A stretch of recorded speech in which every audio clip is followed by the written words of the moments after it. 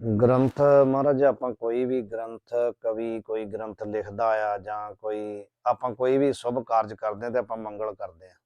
ਕੋਈ ਵੀ ਸ਼ੁਭ ਕਾਰਜ ਕਰਦੇ ਆ ਤੇ ਮੰਗਲ ਕਰਦੇ ਆ। ਤੇ ਕਵੀਆਂ ਦੀ ਵੀ ਇਹ ਮਰਜ਼ਾਦਾ ਵਾ ਵੀ ਕਵੀ ਲੋਕ ਜਦੋਂ ਕੋਈ ਗ੍ਰੰਥ ਦੀ ਰਚਨਾ ਕਰਨਾ ਚਾਹੁੰਦੇ ਆ ਤੇ ਉਹ ਆਪਣੇ ਇਸ਼ਟ ਦਾ ਮੰਗਲ ਕਰਦੇ ਆ। ਔਰ ਮੰਗਲ ਜਿਹੜਾ ਆ ਮੰਗਲ ਦਾ ਅਰਥ ਕੀ ਆ, ਮੇਨ ਇਹ ਚੀਜ਼ ਹੈ ਵੀ ਮੰਗਲ ਕਿਹਨੂੰ ਕਹਿੰਦੇ ਆ। ਤੇ ਮੰਗਲ ਦਾ ਅਰਥ ਵਿਦਵਾਨ ਲੋਕ ਜਿਹੜੇ ਸਾਨੂੰ ਦੱਸਦੇ ਤੇ ਗੁਰੂ ਲੋਕ ਉਹ ਕਹਿੰਦੇ ਕਿ ਮਮ ਦਾ ਅਰਥ ਹੈ ਅਸ਼ੁਭ। ਮਮ ਦਾ ਅਰਥ ਹੈ ਅਸ਼ੁਭ, ਕੋਈ ਵੀ ਜਿਹੜੀ ਚੀਜ਼ ਚੰਗੀ ਨਹੀਂ ਅਸ਼ੁਭ ਹੈ। ਮਮ ਅਸ਼ੁਭਮ ਗਾਲਯਤੀ ਤੀ ਮੰਗਲਮ, ਐਸੀ ਉਹ ਵਿਉਤਪੱਤੀ ਕਰਦੇ ਆ ਵਿਆਕਰਨ ਅਨੁਸਾਰ ਵੀ ਜੋ ਸਾਡੇ ਅਸ਼ੁਭ ਨੂੰ ਖਤਮ ਕਰਕੇ ਸ਼ੁਭ ਦੀ ਸਾਡੇ ਅੰਦਰ ਪੈਦਾ ਕਰ ਦੇਵੇ ਉਹਨੂੰ ਮੰਗਲ ਕਹਿੰਦੇ ਆ। ਸਾਡੇ ਅੰਦਰੋਂ ਕੋਈ ਮਾੜੀ ਚੀਜ਼ ਜਿਹੜੀ ਉਹਨੂੰ ਖਤਮ ਕਰਕੇ ਤੇ ਚੰਗੀ ਚੀਜ਼ ਨੂੰ ਪੈਦਾ ਕਰ ਦੇਵੇ ਉਹਨੂੰ ਮੰਗਲ ਕਹਿੰਦੇ ਆ। ਯਾਨੀ ਜੋ ਖੁਸ਼ੀ ਦੇਵੇ ਸਾਨੂੰ ਉਹਨੂੰ ਮੰਗਲ ਕਹਿੰਦੇ ਆ। ਮੋਟਾ ਅਰਥ ਇਹ ਆ। ਮੰਗਲ ਮਹਾਰਾਜ ਜੀ ਜਿਹੜਾ ਆ ਉਹ ਅਲੱਗ-ਅਲੱਗ ਪ੍ਰਕਾਰ ਦਾ ਹੁੰਦਾ ਹੈ। ਪਹਿਲਾਂ ਵੀ ਸ਼ਾਇਦ ਤੁਹਾਨੂੰ ਦੱਸਿਆ ਹੀ ਹੋਊਗਾ। ਇੱਕ ਆਸ਼ੀਰਵਾਦ ਆਤਮਿਕ ਮੰਗਲ ਹੁੰਦਾ ਆ, ਨਮਸਕਾਰ ਆਤਮਿਕ ਮੰਗਲ ਹੁੰਦਾ ਆ ਤੇ ਵਸਤੂ ਨਿਰਦੇਸ਼ਕ ਮੰਗਲ ਹੁੰਦਾ ਆ। ਤਿੰਨ ਪ੍ਰਕਾਰ ਦੇ ਮੰਗਲ ਕਹਿੰਦੇ ਆ। ਉਹ ਦੂਜੀ ਗੱਲ ਮੰਗਲ ਸੱਚ, ਪਹਿਲਾਂ ਤੇ ਇਹ ਆ ਵੀ ਮੰਗਲ ਕਿਹਨੂੰ ਕਹਿੰਦੇ ਆ, ਦੂਜੀ ਗੱਲ ਇਹ ਆ ਵੀ ਮੰਗਲ ਕਰਿਆ ਕਿਉਂ ਜਾਂਦਾ ਹੈ। ਇਹ ਵੀ ਪ੍ਰਸ਼ਨ ਹੈ ਨਾ ਵੀ ਮੰਗਲ ਕਿਹਨੂੰ ਕਹਿੰਦੇ ਤੇ ਮੰਗਲ ਕਰਿਆ ਕਿਉਂ ਜਾਂਦਾ ਹੈ, ਮੰਗਲ ਕਰਨ ਦਾ ਪ੍ਰਯੋਜਨ ਕੀ ਆ। ਤੇ ਮੰਗਲ ਕਰਨ ਦਾ ਪ੍ਰਯੋਜਨ ਜਿਹੜਾ ਆ ਉਹ ਇਹ ਆ ਭਈ ਜਿਹੜੇ ਕੋਈ ਆਪਾਂ ਕਾਰਜ ਕਰਨ ਜਾ ਰਹੇ ਆ ਉਹ ਉਸ ਕਾਰਜ ਦੇ ਵਿੱਚ ਜਿਹੜੇ ਵਿਘਨ ਆ ਉਹ ਵਿਘਨ ਖਤਮ ਹੋ ਜਾਣ ਤੇ ਜਿਹੜਾ ਮੇਰਾ ਕਾਰਜ ਆ ਉਹ ਭਲੀ ਪ੍ਰਕਾਰ ਸਮਾਪਤ ਹੋ ਜਾਏ। ਇਹ ਹੁੰਦਾ ਉਹਦਾ ਮੰਗਲ ਕਰਨ ਦਾ ਪ੍ਰਯੋਜਨ। ਇਹ ਹੁੰਦਾ ਹੈ ਵੀ ਜਿੰਨੇ ਵੀ ਵਿਘਨ ਮੇਰੇ ਵਿੱਚ ਆਉਣਗੇ ਉਹ ਜਿਹੜੇ ਆ ਉਹ ਮੰਗਲ ਤਾਂ ਕਰੀਦਾ ਵੀ ਉਹ ਸਾਰੇ ਵਿਘਨ ਦੀ ਸਮਾਪਤੀ ਹੋ ਕੇ ਮੇਰਾ ਕਾਰਜ ਪੂਰਨ ਹੋ ਜਾਏ। ਪਰ ਮੰਗਲ ਕੀਤਾ ਕਿੰਨਿਆਂ ਥਾਵਾਂ ਤੇ ਜਾਂਦਾ ਆ, ਇਹ ਵੀ ਪ੍ਰਸ਼ਨ ਹੈ। ਮੰਗਲ ਜਿਹੜੇ ਕਵੀ ਲੋਕ ਆ ਉਹ ਆਦਿ ਚ ਕਰਦੇ ਆ ਤੇ ਮੱਧ ਚ ਕਰਦੇ ਆ ਤੇ ਅੰਤ ਚ ਕਰਦੇ ਆ। ਤਿੰਨ ਥਾਵਾਂ ਤੇ ਕਰਦੇ ਆ। ਆਦਿ ਵਿੱਚ ਕਰਦੇ ਆ ਵੀ ਮੇਰਾ ਜਿਹੜਾ ਵਿਘਨ ਹੈ ਉਹ ਸਮਾਪਤ ਹੋ ਜਾਏ। ਫਿਰ ਮੱਧ ਵਿੱਚ ਜਾ ਕੇ ਕਰਦੇ ਆ ਵੀ ਮਹਾਰਾਜ ਜੀ ਆਪਣੇ ਇਸ਼ਟ ਦੇਵ ਦੇ ਅੱਗੇ ਪ੍ਰਾਰਥਨਾ ਕਰਦੇ ਆ ਵੀ ਤੁਸੀਂ ਮੇਰਾ ਕਾਰਜ ਜਿਹੜਾ ਸੀ ਕਾਫੀ ਸੰਪੂਰਨ ਕਰਤਾ, ਜਿਹੜਾ ਬਾਕੀ ਬਚਿਆ ਉਹ ਵੀ ਕਿਰਪਾ ਕਰੋ। ਤੇ ਫਿਰ ਜਦੋਂ ਸਮਾਪਤੀ ਹੋ ਜਾਂਦੀ ਆ ਉਦੋਂ ਧੰਨਵਾਦ ਵਾਸਤੇ ਕਰਦੇ ਆ, ਪਰਮਾਤਮਾ ਦਾ ਆਪਦੇ ਇਸ਼ਟ ਦਾ ਸ਼ੁਕਰਾਨਾ ਕਰਦੇ ਆ।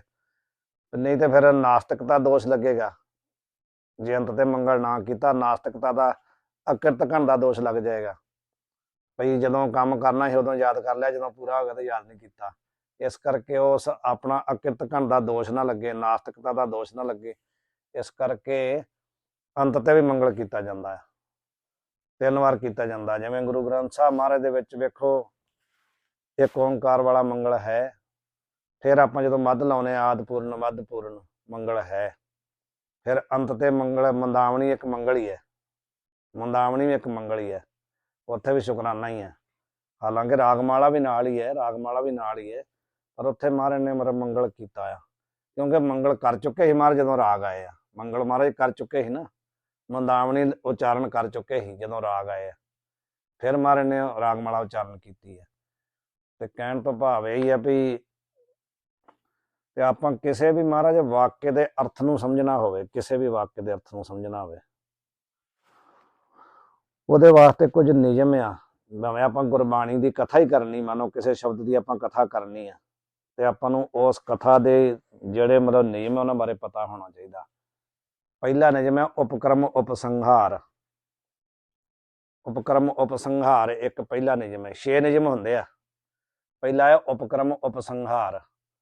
ਉਪਕਰਮ ਉਪਸੰਹਾਰ ਦਾ ਮਤਲਬ ਕੀ ਆ ਭਈ ਜਿਸ ਵਿਸ਼ੇ ਨੂੰ ਲੈ ਕਰਕੇ ਤੁਸੀਂ ਕੋਈ ਗੱਲ ਸ਼ੁਰੂ ਕੀਤੀ ਹੈ ਉਸੇ ਵਿਸ਼ੇ ਤੇ ਜਾ ਕੇ ਸਮਾਪਤ ਕਰਨੀ, ਉਹਨੂੰ ਉਪਕਰਮ ਉਪਸੰਹਾਰ ਕਹਿੰਦੇ ਆ। 2 ਨਹੀਂ ਹੈਗਾ, ਇੱਕੋ ਹੀ ਹੈ। ਉਪਕਰਮ ਉਪਸੰਹਾਰ 2 ਨਹੀਂ ਹੈ, ਇੱਕੋ ਹੀ ਆ। ਪਰ ਉਹਦਾ ਮਤਲਬ ਹੈ ਵੀ ਜਿੱਥੋਂ ਤੁਸੀਂ ਗੱਲ ਸ਼ੁਰੂ ਕੀਤੀ ਹੈ ਜਿਸ ਮੰਤਵ ਨੂੰ ਲੈ ਕੇ ਸਮਾਪਤੀ ਵੀ ਉਸੇ ਤੇ ਹੋਣੀ ਚਾਹੀਦੀ ਹੈ। ਉਹਦੇ ਬਾਅਦ ਅਭਿਆਸ। ਉਹਦੇ ਬਾਅਦ ਦੂਸਰਾ ਕਿਹੜਾ ਆ, ਅਭਿਆਸ। ਅਭਿਆਸ ਦਾ ਮਤਲਬ ਹੁੰਦਾ ਆ ਵੀ ਜਿਹੜੀ ਗੱਲ ਤੁਸੀਂ ਅੱਧ 'ਚ ਸ਼ੁਰੂ ਕੀਤੀ, ਮੱਧ ਸ਼ੁਰੂ 'ਚ ਕੀਤੀ ਸੀ, ਉਸ ਗੱਲ ਨੂੰ ਬਾਰ-ਬਾਰ ਉਸ ਗੱਲ ਤੇ ਜ਼ੋਰ ਦੇਣਾ, ਵਿੱਚ ਉਸੇ ਗੱਲ ਤੇ ਹੀ ਬਾਰ-ਬਾਰ ਜਿਹੜਾ ਜ਼ੋਰ ਦੇ ਕੇ ਰਿਪੀਟ ਕਰਨਾ ਉਸ ਗੱਲ ਨੂੰ, ਅਭਿਆਸ ਹੋ ਗਿਆ। ਫਿਰ ਹੁੰਦਾ ਆ ਅਪੂਰਵਤਾ। ਅਪੂਰਵਤਾ ਦਾ ਮਤਲਬ ਹੁੰਦਾ ਵੀ ਜਿਹੜੀ ਗੱਲ ਅਸੀਂ ਕਹਿ ਰਹੇ ਹਾਂ, ਇਹ ਗੱਲ ਜਿਹੜੀ ਹੈ ਕਿਸੇ ਵੀ ਪ੍ਰਮਾਣ ਨਾਲ ਸਿੱਧ ਨਹੀਂ ਹੋ ਸਕਦੀ, ਬਿਨਾਂ ਅਨੁਭਵ ਤੋਂ ਜਾਂ ਸ਼ਾਸਤਰ ਤੋਂ ਹੋ ਨਹੀਂ ਸਕਦੀ। ਵੀ ਇਹ ਅਪੂਰਵ ਗੱਲ ਹੈ, ਵੀ ਪਹਿਲਾਂ ਇਹ ਕੋਈ ਵੀ ਇਹਦੇ ਵਾਸਤੇ ਪ੍ਰਮਾਣ ਨਹੀਂ ਹੈਗਾ, ਜਿਹੜੀ ਗੱਲ ਕਹੀ ਜਾ ਰਹੀ ਹੈ ਅਪੂਰਵ ਹੈ। ਫਿਰ ਹੁੰਦਾ ਆ ਚੌਥਾ ਹੋ ਗਿਆ ਫਲ।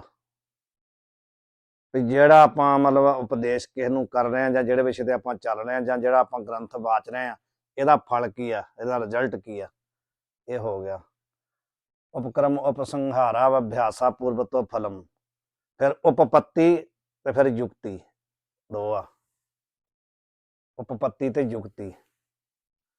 ਤੇ ਉਸ ਗੱਲ ਦੀ ਜਿਹੜੀ ਆ, ਜਿਹੜਾ ਆਪਾਂ ਵਿਸ਼ੇ ਨੂੰ ਆਰੰਭ ਕਰਕੇ ਚੱਲ ਰਹੇ ਆ, ਉਸ ਗੱਲ ਦੀ ਜਿਹੜੀ ਆਪਾਂ ਦ੍ਰਿਸ਼ਟਾਂਤ ਦੇਣੇ ਬਾਰ-ਬਾਰ। ਵੀ ਉਦਾਹਰਨ ਜਿਹਨੂੰ ਕਹਿ ਦਿੰਦੇ ਆਪਾਂ, ਦ੍ਰਿਸ਼ਟਾਂਤ ਕਹਿ ਦਿੰਦੇ ਆ।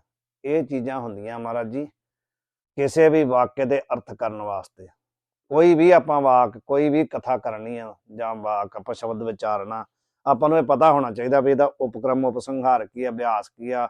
ਜਿਵੇਂ ਕੋਈ ਦ੍ਰਿਸ਼ਟਾਂਤ ਇੱਕ ਲੈ ਲਓ, ਇੱਕ ਦ੍ਰਿਸ਼ਟਾਂਤ ਲੈ ਲਓ, 12 ਮਾਹ ਦਾ ਦ੍ਰਿਸ਼ਟਾਂਤ ਲੈ ਲਓ ਆਪ। ਕਿਰਤ ਕਰਮ ਕੇ ਵਿਛੜੇ ਕਰ ਕਿਰਪਾ ਮਿਲੋ ਰਾਮ। ਇਹ ਨਾ, ਇਹਦਾ ਮਤਲਬ ਇਸ ਪੰਕਤੀ ਦੀ, ਇਹ ਜਿਹੜਾ ਪਹਿਲਾ ਮੰਗਲ ਵਾਲਾ, ਇੱਕ ਮੰਗਲ ਵਾਲੀ ਪੌੜੀ ਹੈ, ਇਹਦੀ ਸਮਾਪਤੀ ਕਿੱਥੇ ਆ? ਨਾਨਕ ਕੀ ਬੇਨੰਤੀਆ ਕਰ ਕਿਰਪਾ ਦੀਜੈ ਨਾਮ। ਇੱਥੇ ਮਹਾਰਾਜ ਨੇ ਮਤਲਬ ਸ਼ੁਰੂ ਕਿੱਥੋਂ ਕੀਤਾ? ਵੀ ਮੇਰੀ ਪ੍ਰਾਰਥਨਾ ਹੈ ਵੀ ਸੱਚਾ ਪਾਤਸ਼ਾਹ ਕਿਰਪਾ ਕਰਕੇ ਮੈਨੂੰ ਨਾਮ ਦੀ ਦਾਤ ਬਖਸ਼ੋ। ਇਹ ਵਿਸ਼ੇ ਹੈ ਨਾ, ਇਹ ਵਿਸ਼ੇ ਤੋਂ ਆਰੰਭ ਕੀਤਾ ਮਹਾਰਾਜ ਨੇ। ਫਿਰ ਸਮਾਪਤੀ ਕਿੱਥੇ ਕੀਤੀ ਮਹਾਰਾਜ ਨੇ? ਜਾ ਕੇ ਜਿਹੜੀ ਮੰਗਲ ਦੀ ਪੌੜੀ ਆ, ਜਿਨ ਜਿਨ ਨਾਮ ਧਿਆਇਆ ਤਿਨ ਕੇ ਕਾਜ ਉਪਕਰਮ ਉਪਸੰਹਾਰ, ਇਹਨੂੰ ਕਿਹਾ ਜਾਂਦਾ ਹੈ। ਇਹ ਤੇ ਆਪਾਂ ਉਪਕਰਮ ਉਪਸੰਹਾਰ ਦੀ ਗੱਲ ਕੀਤੀ। ਇਹਦੇ ਵਿੱਚ ਆਪ ਨੂੰ ਅਭਿਆਸ ਵੀ ਮਿਲੇਗਾ, ਪੂਰਵਤਾ ਵੀ ਮਿਲੇਗੀ, ਫਲ ਵੀ ਮਿਲੇਗਾ, ਉਪਪੱਤੀ ਵੀ ਮਿਲੇਗੀ, ਯੁਕਤੀ ਵੀ ਮਿਲੇਗੀ। ਇਸ ਤਰ੍ਹਾਂ ਜਦੋਂ ਆਪਾਂ ਨੂੰ ਪਤਾ ਹੋਵੇ, ਫਿਰ ਆਪਾਂ ਕਿਸੇ, ਜਿਵੇਂ ਕਥਾ ਦੀ ਗੱਲ ਕਰਦੇ ਹਾਂ ਆਪਾਂ, ਵੀ ਕਥਾ ਦੇ ਵਿੱਚ ਆਪਣੇ, ਜਿਵੇਂ ਹੁਣ ਆਪਾਂ ਕਥਾ ਕਰਦੇ ਹਾਂ, ਉਹ 'ਚ ਮਤਲਬ ਉਹਦੇ 'ਚ ਮਤਲਬ ਜੇ ਕਹੀਏ ਪ੍ਰਭਾਵ ਕਿਵੇਂ ਬਣੇਗਾ, ਐਵੇਂ ਬਣੇਗਾ ਪ੍ਰਭਾਵ। ਵੀ ਆਪਾਂ ਨੂੰ ਕਥਾ ਕਰਨ ਦੇ ਨਿਯਮਾਂ ਦਾ ਪਤਾ ਹੋਵੇ। ਰਹਾਉ ਦੀ ਜਿਹੜੀ ਪੰਕਤੀ ਆ, ਉੱਥੇ ਸਿਧਾਂਤ ਹੁੰਦਾ ਵਾ, ਉਹ ਸ਼ਬਦ ਦਾ ਸਿਧਾਂਤ ਉੱਥੇ ਹੁੰਦਾ। ਕੋਈ ਵੀ ਕਥਾ ਕਰਨੀ ਰਹਾਉ ਦੀ ਪੰਕਤੀ ਤੋਂ ਚੁੱਕ ਕੇ ਕਰਨੀ ਆਪਾਂ। ਪਹਿਲਾਂ ਰਹਾਉ ਦੀ ਪੰਕਤੀ ਦਾ ਅਰਥ ਕਰਨਾ ਆ। ਉਸ ਸ਼ਬਦ ਦਾ ਜਿਹੜਾ ਕੇਂਦਰੀ ਭਾਵ ਹੁੰਦਾ, ਰਹਾਉ ਵਾਲੀ ਪੰਕਤੀ 'ਚ ਹੁੰਦਾ ਆ, ਵੀ ਇਸ ਸ਼ਬਦ 'ਚ ਮਹਾਰਾਜ ਜੀ ਕਹਿਣਾ ਕੀ ਚਾਹੁੰਦੇ ਆ। ਫਿਰ ਵੀ ਉਹਦਾ ਉਪਕਰਮ ਉਪਸੰਹਾਰ ਸਾਰਾ ਆਪਾਂ ਨੂੰ ਦੱਸਣਾ ਹੀ ਪੈਣਾ। ਇਹ ਨਹੀਂ ਵੀ ਆਪਾਂ ਸ਼ੁਰੂ ਕਿਤੋਂ ਕੀਤਾ ਤੇ ਸਮਾਪਤੀ ਆਪਾਂ ਕਿਤੇ ਜਾ ਕੇ ਕਰਤੀ ਆ। ਜਿੱਥੋਂ ਆਪਾਂ ਸ਼ੁਰੂ ਹੋਏ ਉੱਥੋਂ ਭੁੱਲ ਹੀ ਗਏ ਆਪਾਂ ਵੀ ਸ਼ੁਰੂ ਕਿੱਥੋਂ ਕੀਤਾ ਸੀ, ਸਮਾਪਤੀ ਕਿੱਥੇ ਕਰ ਰਹੇ ਆ ਆਪਾਂ। ਮਤਲਬ ਅੰਤ ਤੇ ਫਿਰ ਉੱਥੇ ਹੀ ਆਉਣਾ ਆ, ਵੀ ਇਹ ਗੱਲ ਸ਼ੁਰੂ 'ਚ ਕਹੀ ਸੀ ਤੇ ਇਹ ਗੱਲ ਹੁਣ ਸਮਾਪਤੀ ਤੇ ਕਹੀ ਜਾ ਰਹੀ ਆ। ਇਹ ਨਿਯਮ ਹੁੰਦੇ ਆ ਮਤਲਬ ਜਿਹੜੇ ਆ ਪੜ੍ਹਨ ਦੇ, ਪੜ੍ਹਾਉਣ ਦੇ। ਫਿਰ ਜਿਹੜਾ ਕੋਈ ਵਾਕ ਆਪਾਂ, ਇੱਕ ਦੂਜੀ ਗੱਲ ਹੋ ਰਿਹਾ ਵੀ ਜਿਹੜਾ ਕੋਈ ਵਾਕ ਆਪਾਂ ਉਚਾਰਨ ਕਰਨਾ, ਉਹ 'ਚ ਵੇਖਣਾ ਆ ਵੀ ਇਸ ਵਾਕ ਦੇ ਵਿੱਚ ਕਰਤਾ ਕੌਣ ਹੈ, ਕਰਮ ਕੌਣ ਹੈ। ਉਹਦੇ 'ਚ ਕੋਈ ਇੱਕ ਕਰਤਾ ਹੁੰਦਾ ਕਹਿਣ ਵਾਲਾ, ਤੇ ਇੱਕ ਕਰਮ ਹੁੰਦਾ ਜਿਸ ਗੱਲ ਨੂੰ ਕਿਹਾ ਗਿਆ ਆ, ਇੱਕ ਕਿਰਿਆ ਹੁੰਦੀ। ਤਿੰਨ ਚੀਜ਼ਾਂ ਹੁੰਦੀਆਂ ਵਾ ਉਹਦੇ 'ਚ। ਫਿਰ ਉਹਦਾ ਪਹਿਲਾਂ ਤੇ ਕਰਤਾ ਕੌਣ ਆ, ਕਰਮ ਕੌਣ ਆ, ਤੇ ਕਿਰਿਆ ਕੌਣ ਹੈ, ਇਹ ਚੀਜ਼ ਦੇਖੀ ਜਾਂਦੀ ਆ। ਫਿਰ ਇਹ ਦੇਖਿਆ ਜਾਂਦਾ ਆ ਵੀ ਇਹਦਾ ਅਨਵੈ ਕਿਵੇਂ ਕਰ ਸਕਦੇ ਆ। ਦੋ ਤਰ੍ਹਾਂ ਦਾ ਅਨਵੈ ਹੁੰਦਾ, ਇੱਕ ਖੰਡਾ ਅਨਵੈ ਹੁੰਦਾ ਆ ਅਲੱਗ-ਅਲੱਗ ਕਰਕੇ, ਤੇ ਇੱਕ ਡੰਡਾ ਅਨਵੈ ਅਲੱਗ-ਅਲੱਗ ਕਰਕੇ ਨਹੀਂ। ਜਿਹੜਾ ਮਤਲਬ ਖੰਡਾ ਅਨਵੈ ਦਾ ਮਤਲਬ ਕਿਹਨੂੰ ਕਿਹਦੇ ਨਾਲ ਲਿਆ ਕੇ ਜੋੜਨਾ, ਕਿਹਨੂੰ ਕਿਹਦੇ ਨਾਲ ਲਿਆ ਕੇ ਜੋੜਨਾ, ਜਿੰਨਾ ਗੱਲਾਂ ਦਾ ਆਪਾਂ ਨੂੰ ਪਤਾ ਨਹੀਂ, ਉਹਨਾਂ ਚਿਰ ਆਪਾਂ ਕਰ ਨਹੀਂ ਸਕਦੇ। ਹੁਣ ਕਰਤਾ, ਕਰਮ ਤੇ ਕਿਰਿਆ, ਇਹ ਵਿਸ਼ੇ ਆ ਵਿਆਕਰਨ ਦਾ, ਇਹ ਹੋਰ ਕਿਸੇ ਦਾ ਵਿਸ਼ੇ ਨਹੀਂ, ਗ੍ਰਾਮਰ ਦਾ ਵਿਸ਼ੇ ਹੈ। ਗ੍ਰਾਮਰ ਪੜਾਂਗੇ ਤਾਂ ਪਤਾ ਲੱਗਦਾ ਵੀ ਕਰਤਾ ਦਾ ਮਤਲਬ ਕੀ ਹੁੰਦਾ, ਕਰਮ ਦਾ ਮਤਲਬ ਕੀ ਹੁੰਦਾ ਵਾ, ਕਿਰਿਆ ਦਾ ਮਤਲਬ ਕੀ ਹੁੰਦਾ ਹੈ। ਪਰ ਚਲੋ ਜਿੰਨਾ ਕੁ ਮਹਾਰਾਜ ਵਿਦਿਆ ਆਪਾਂ ਨੂੰ ਬਖਸ਼ਦੇ ਆ, ਕਰਨਾ ਤਾਂ ਸ਼ੁਰੂ ਚਾਹੀਦਾ ਵਾ ਵਿਆਕਰਨ ਤੋਂ ਹੀ। ਜੇ ਆਪਾਂ ਬੇਸ ਬਣਾਉਣਾ ਨਾ, ਪੂਰਾ ਬੇਸ, ਫਿਰ ਆਪਾਂ ਨੂੰ ਕਿਸੇ ਵੀ ਭਾਸ਼ਾ ਦੀ, ਜਾਂ ਕੋਈ ਵੀ ਭਾਸ਼ਾ ਆਪਾਂ ਪੜ੍ਹਨੀ ਆ, ਤੇ ਉਹਦੀ ਪਹਿਲਾਂ ਆਪਾਂ ਨੂੰ ਗ੍ਰਾਮਰ ਪੜ੍ਹਨੀ ਪੈਂਦੀ ਆ। ਗ੍ਰਾਮਰ ਦਾ ਮਤਲਬ ਕੀ ਹੁੰਦਾ ਹੈ? ਗ੍ਰਾਮਰ ਕਿਹਨੂੰ ਕਹਿੰਦੇ ਆ? ਗ੍ਰਾਮਰ ਦਾ ਮਤਲਬ ਹੁੰਦਾ ਆ ਵੀ ਕਿਸੇ ਵੀ ਭਾਸ਼ਾ ਨੂੰ, ਜਿਹੜੀ ਕੋਈ ਭਾਸ਼ਾ ਹੈ ਉਹਦੇ ਵਿੱਚੋਂ ਸ਼ੁੱਧ ਤੇ ਅਸ਼ੁੱਧ ਦਾ ਨਿਰਣੈ ਕਰਕੇ ਜੋ ਦੱਸੇ, ਉਹਨੂੰ ਗ੍ਰਾਮਰ ਕਹਿੰਦੇ ਆ। ਭਈ ਆਹ ਸ਼ੁੱਧ ਆ, ਆਹ ਅਸ਼ੁੱਧ ਹੈ, ਉਹਨੂੰ ਗ੍ਰਾਮਰ ਕਹਿੰਦੇ ਆ। ਤੇ ਇਹ ਜਦੋਂ ਵੀ ਆਪਾਂ ਪੜ੍ਹਦੇ ਹਾਂ ਕੋਈ ਵੀ ਭਾਸ਼ਾ, ਤੇ ਉਹਦੀ ਗ੍ਰਾਮਰ ਆਉਣੀ ਚਾਹੀਦੀ ਆ। ਤੇ ਜੇ ਗ੍ਰਾਮਰ ਆਪਾਂ ਨੂੰ ਨਹੀਂ ਆਉਂਦੀ, ਤੇ ਮਤਲਬ ਬਹੁਤ ਉਹਦੇ 'ਚ ਆਪਾਂ ਨੂੰ ਘਾਟਾ ਪੈਂਦਾ ਹੈ। ਇੱਕ ਵਾਕ ਬੋਲਦੇ ਆ ਜਦੋਂ ਅਸੀਂ ਪੜ੍ਹਦੇ ਰਹੇ ਬਨਾਰਸ ਤੇ ਗੁਰੂ ਲੋਕ ਕਹਿੰਦੇ ਆ ਵੀ ਇੱਕ ਵਾਕ ਐਸਾ ਉਹਨਾਂ ਬਣਾਇਆ ਆ ਵੀ ਜਦਪि ਬਹੁ ਨਾ ਧੀਸ਼ੇ ਪਠ ਪੁੱਤਰ ਵਿਆਕਰਣਮ। ਇਹ ਕਹਿੰਦੇ ਉਹ ਕਹਿੰਦੇ ਵੀ ਹੇ ਪੁੱਤਰ ਹੇ ਜਗਿਆਸੂ, ਭਾਵੇਂ ਬਹੁਤਾ ਤੂੰ ਨਾ ਪੜ੍ਹ ਪਰ ਵਿਆਕਰਨ ਜ਼ਰੂਰ ਪੜ੍ਹ। ਜੇ ਤੂੰ ਬਹੁਤਾ ਨਾ ਪੜ੍ਹ ਤੇ ਵਿਆਕਰਨ ਜ਼ਰੂਰ ਪੜ੍ਹ, ਵੀ ਜੇ ਤੂੰ ਵਿਆਕਰਨ ਪੜ੍ਹ ਜਾਏਗਾ ਤੈਨੂੰ ਸਾਰਾ ਕੁਝ ਆਪੇ ਪਤਾ ਲੱਗ ਜਾਊਗਾ। ਇਸ ਕਰਕੇ ਵਿਆਕਰਨ ਵੀ ਪੜ੍ਹਨੀ ਬਹੁਤ ਜ਼ਰੂਰੀ ਹੈ, ਗ੍ਰਾਮਰ। ਤੇ ਮਤਲਬ ਇਹ ਆ ਵੀ ਮੰਗਲ ਦਾ ਆਪਾਂ ਮੰਗਲ ਤੇ ਚੱਲਣੇ ਹਨ, ਵੀ ਮੰਗਲ ਜਿਹੜਾ ਆ ਉਹਦਾ ਮਤਲਬ ਹੁੰਦਾ ਵੀ ਸਾਡੇ ਜਿਹੜੇ ਅਸ਼ੁਭ ਸੰਸਕਾਰ ਆ ਉਹਨਾਂ ਨੂੰ ਖਤਮ ਕਰਕੇ ਤੇ ਸਾਡੇ ਸ਼ੁਭ ਸੰਸਕਾਰ ਪੈਦਾ ਕਰ ਦੇਵੇ, ਜਾਂ ਜਿਹੜਾ ਅਸੀਂ ਕੰਮ ਕਰਨ ਜਾ ਰਹੇ ਹਾਂ ਉਹਦੇ ਜਿਹੜਾ ਅਸ਼ੁਭ ਹੋਣ ਵਾਲਾ ਅਸ਼ੁਭ ਨੂੰ ਹਟਾ ਕੇ ਸ਼ੁਭ ਪੈਦਾ ਕਰ ਦੇਵੇ। ਤੇ ਮੰਗਲ ਕਰਨਾ ਕਿਉਂ ਚਾਹੀਦਾ ਆ? ਜਿਹੜਾ ਵੀ ਕੰਮ ਸਮਾਪਤੀ ਕੰਮ ਮੰਗਲਮ ਮਾਂ ਚਰੇਤ, ਇੱਕ ਐਸਾ ਬੋਲਦੇ ਲੋਕ ਵਾਕ ਬੋਲਦੇ ਗੁਰੂ ਲੋਕ, ਸਮਾਪਤੀ ਕੰਮ ਮੰਗਲਮ ਮਾਂ ਚਰੇਤ, ਸਮਾਪਤੀ ਦੀ ਕਾਮਨਾ ਕਰਕੇ ਮੰਗਲ ਕਰਨਾ, ਸਮਾਪਤੀ ਦੀ ਕਾਮਨਾ ਕਰਕੇ ਵੀ ਮੇਰੀ ਗ੍ਰੰਥ ਦੀ ਸਮਾਪਤੀ ਹੋ ਜਾਏ।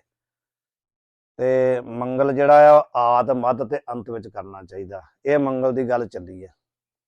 ਹੁਣ ਇੱਥੇ ਵੈਸੇ ਮੈਨੂੰ ਲੱਗਦਾ ਗ੍ਰੰਥ ਦੇ ਵਿੱਚ ਤਾਂ ਮੰਗਲ ਇੱਕ ਓਂਕਾਰ ਵਾਲਾ ਹੈ ਨਹੀਂ ਆ। ਇਹ ਮਤਲਬ ਇਹਨਾਂ ਨੇ ਟੀਕਾਕਾਰ ਨੇ ਕਿ ਹੈਗਾ ਇਹਦੇ ਵਿੱਚ, ਟੀਕਾਕਾਰ ਨੇ ਕੀਤਾ ਹੋਏਗਾ। ਇਹ ਗਣੇਸ਼ਹਰ ਸਿੰਘ ਜੀ ਮਹਾਰਾਜ ਨੇ ਕੀਤਾ ਹੋਏਗਾ ਮੰਗਲ, ਹਨਾ, ਗ੍ਰੰਥ 'ਚ ਨਹੀਂ ਆ। ਗ੍ਰੰਥ ਤੇ ਅੱਗੋਂ ਹੀ ਸ਼ੁਰੂ ਹੋ ਰਿਹਾ ਬਸ। ਪਹਿਲਾਂ ਅਥ ਅਧਿਆਤਮ ਪ੍ਰਕਾਸ਼ ਲਿਖਿਆ ਤੇ ਫਿਰ ਅੱਗੋਂ ਸ਼ੁਰੂ ਹੋ ਰਿਹਾ। ਸਤਨਾਮ ਸ੍ਰੀ ਵਾਹਿਗੁਰੂ ਸਾਹਿਬ ਜੀ।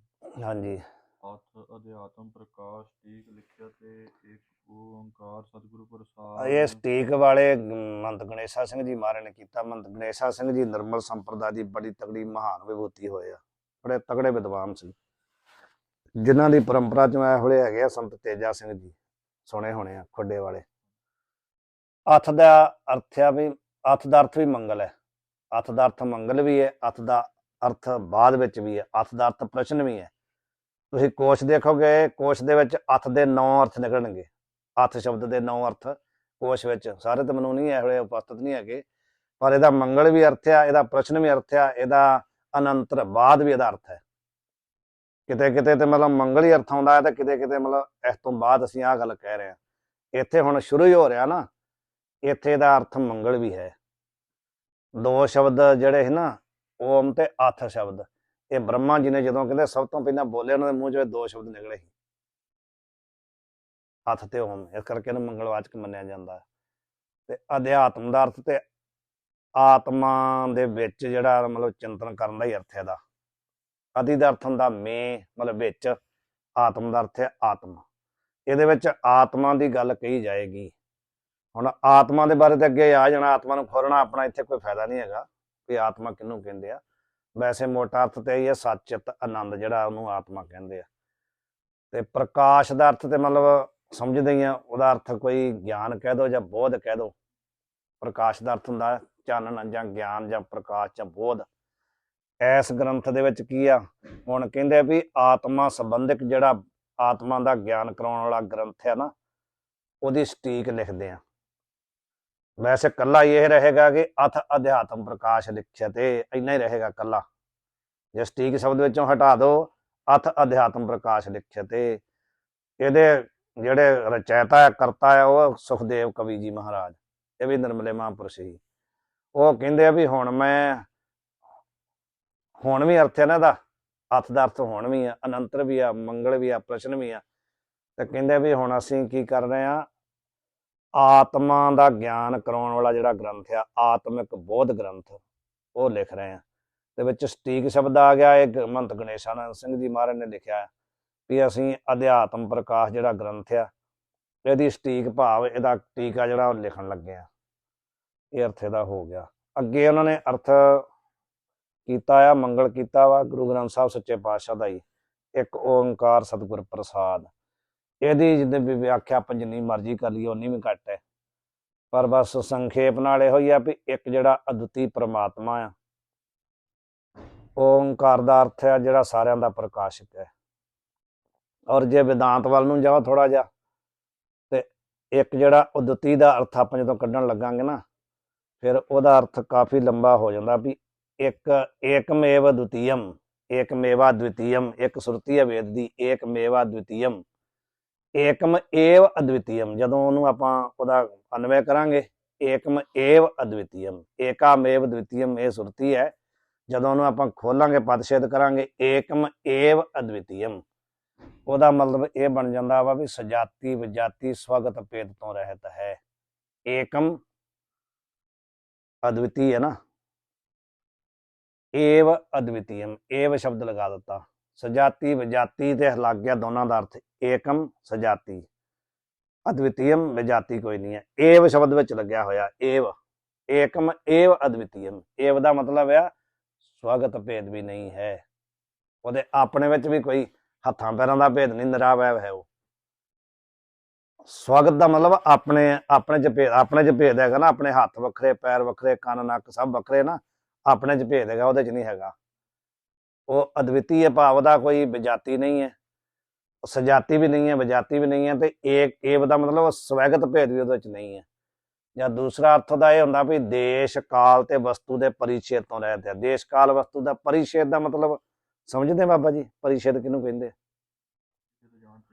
ਹਾਂਜੀ, ਹਾਂ, ਜਿਹਨੂੰ ਮਤਲਬ ਅਲੱਗ ਨਾ ਕੀਤਾ ਜਾ ਸਕੇ। ਪਰਿਛੇਦ ਹੁੰਦਾ ਅਲੱਗ ਕਰਨਾ।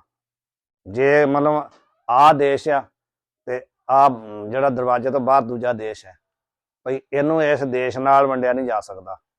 ਇਸ ਦੇਸ਼ ਵਿੱਚ ਤੇ ਦੂਜੇ ਦੇਸ਼ ਵਿੱਚ, ਦੇਸ਼ ਦਾ ਮਤਲਬ ਹੁੰਦਾ ਸਥਾਨ। ਦੇਸ਼ ਦਾ ਮਤਲਬ ਜਿਵੇਂ ਭਾਰਤ ਪਾਕਿਸਤਾਨ ਇਸ ਤਰ੍ਹਾਂ ਦਾ ਦੇਸ਼ ਨਹੀਂ, ਦੇਸ਼ ਦਾ ਮਤਲਬ ਹੁੰਦਾ ਸਥਾਨ। ਵੀ ਉਹਨੂੰ ਅਸਥਾਨ ਨਾਲ ਨਹੀਂ ਵੰਡਿਆ ਜਾ ਸਕਦਾ ਵੀ ਇਸ ਸਥਾਨ ਤੇ ਹੈਗਾ ਆ ਤੇ ਉਸ ਸਥਾਨ ਤੇ ਨਹੀਂ ਹੈਗਾ। ਇਹ ਉੱਚ ਪਰਿਛੇਦ ਨਹੀਂ ਕੀਤਾ ਜਾ ਸਕਦਾ। ਕਾਲ ਨਾਲ ਨਹੀਂ ਉਹਦਾ ਪਰਿਛੇਦ ਹੋ ਸਕਦਾ ਵੀ ਉਹ ਵਰਤਮਾਨ ਚ ਹੈਗਾ ਆ, ਭੂਤ ਚ ਨਹੀਂ ਹੈਗਾ ਸੀ, ਐਸਾ ਨਹੀਂ ਹੋ ਸਕਦਾ।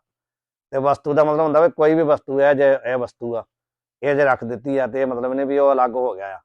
ਇਸ ਵਸਤੂ ਦੇ ਬਾਹਰ ਵੀ ਅੰਦਰ ਵੀ ਆ, ਅਲੱਗ ਨਹੀਂ ਹੋਇਆ। ਉਹ ਵਸਤੂ ਵਿੱਚ ਆਉਣ ਕਰਕੇ ਇੰਨਾ ਕੁ ਉਹਦੇ ਵਿੱਚ ਪਰਦਾ ਆ ਗਿਆ, ਪਰ ਉਹ ਵਸਤੂ ਉਹ ਅਲੱਗ ਨਹੀਂ ਹੋਇਆ। ਦੇਸ਼ ਕਾਲ ਵਸਤੂ ਦੇ ਪਰਿਛੇਦ ਤੋਂ ਵੀ ਰਹਿੰਦੇ ਆ।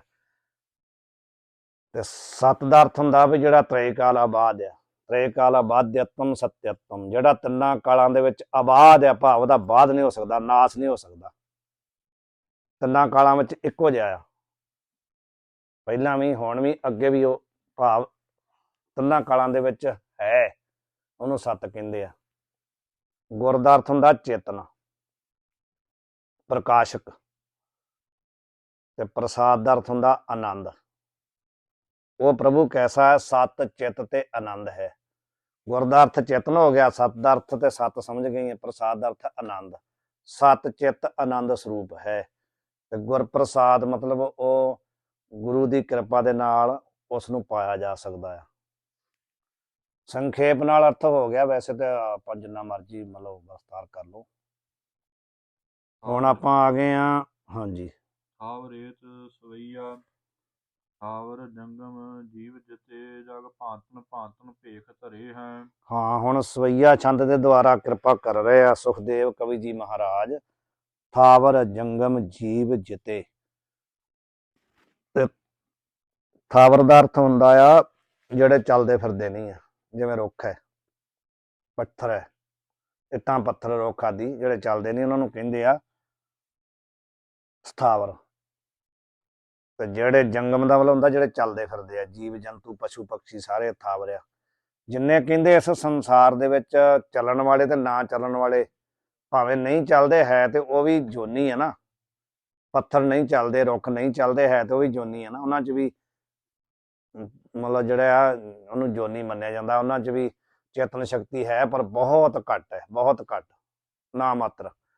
ਇਸ ਕਰਕੇ ਕਹਿੰਦੇ ਆ ਵੀ ਜਿੰਨੇ ਜਗ ਦਾ ਅਰਥ ਤੇ ਸੰਸਾਰ ਹੀ ਆ।